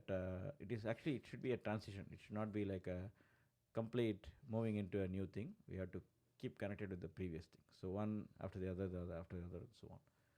So yeah, I think these two broad things I wanted to share to everyone, and also one more thing is to whichever field we are in, all of us should at whatever stage we are in, we always have to keep in mind doing something for the community. I'm not only talking about the community service, but even professionally, like whatever work you're doing, through that, how can you do something that is that others can recognize that you're doing something. Like maybe like if let's say you're a software engineer. One of my friends, he volunteers for something called Product Management Association or something. So he, whatever he has learned practically, he teaches there, helps others, and so on. Publishing articles, papers, and so on. We typically think these are only researchers who do that. But anyone can do that. They can even write a blog. In fact, once I was telling like a hotel, 5-star hotel, Ritz Carlton. He was like a waiter kind of person. So he was asking me some career advice. So I told him that why don't you start some in your own way, start something like a writing or like a YouTube video or something where you talk about some of the things people don't know about 5-star hotels. Yeah. How do you take advantage of that and so on. So he was very excited. I don't know whether he followed that later, but like this is an example, right? You don't think no career is low, no career is high. So wherever you are, try to create an impact on the society based on whatever you know, and then you also grow because to develop that whatever content you develop, you work hard for that. That way you also upgrade yourself, but you also get followers, become like an influencer and so on. So I think all these things can happen organically. Anyone can do that basically. So I think these are the things like develop your own reputation, branding, visibility by helping others. Yeah. So this will be the last question. Can you tell us your favorite Indian restaurant in the Seattle area? Oh, that will be very biased. I don't. To begin with, I should say that I'm a vegetarian, vegan. So my choice may not be something that everyone would like. But I like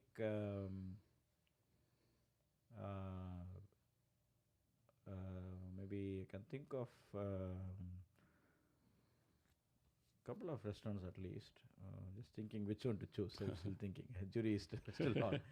So yeah, I mean it depends on the purpose. If I want to eat really a lot of food, like I want to really I fasted for 2 days. I want to eat a lot of food. Then I like a restaurant named Rajdhani. So it is in Issaquah, and it's unlimited food. They keep serving you. It's buffet, but not like they keep serving you. You don't have to go and pick. They keep serving. It's a great place. The ambience is great. The food is great. And if you want to have light snack kind of food, I like there's a place called Chat House in Bellevue. That is great. And in Seattle, downtown Seattle, there was one wonderful restaurant that I would have, without thinking, I would have told you that is my best favorite restaurant. That unfortunately that's closed now. It's called Traveler's Thali. That was great. That was near UW campus. And yeah, so these are the two restaurants I can say. All right. Hey, I want to thank you for your time today. I really appreciate Thank it. you. This Thank is you very great. much. Thank you very much. To our I really listeners,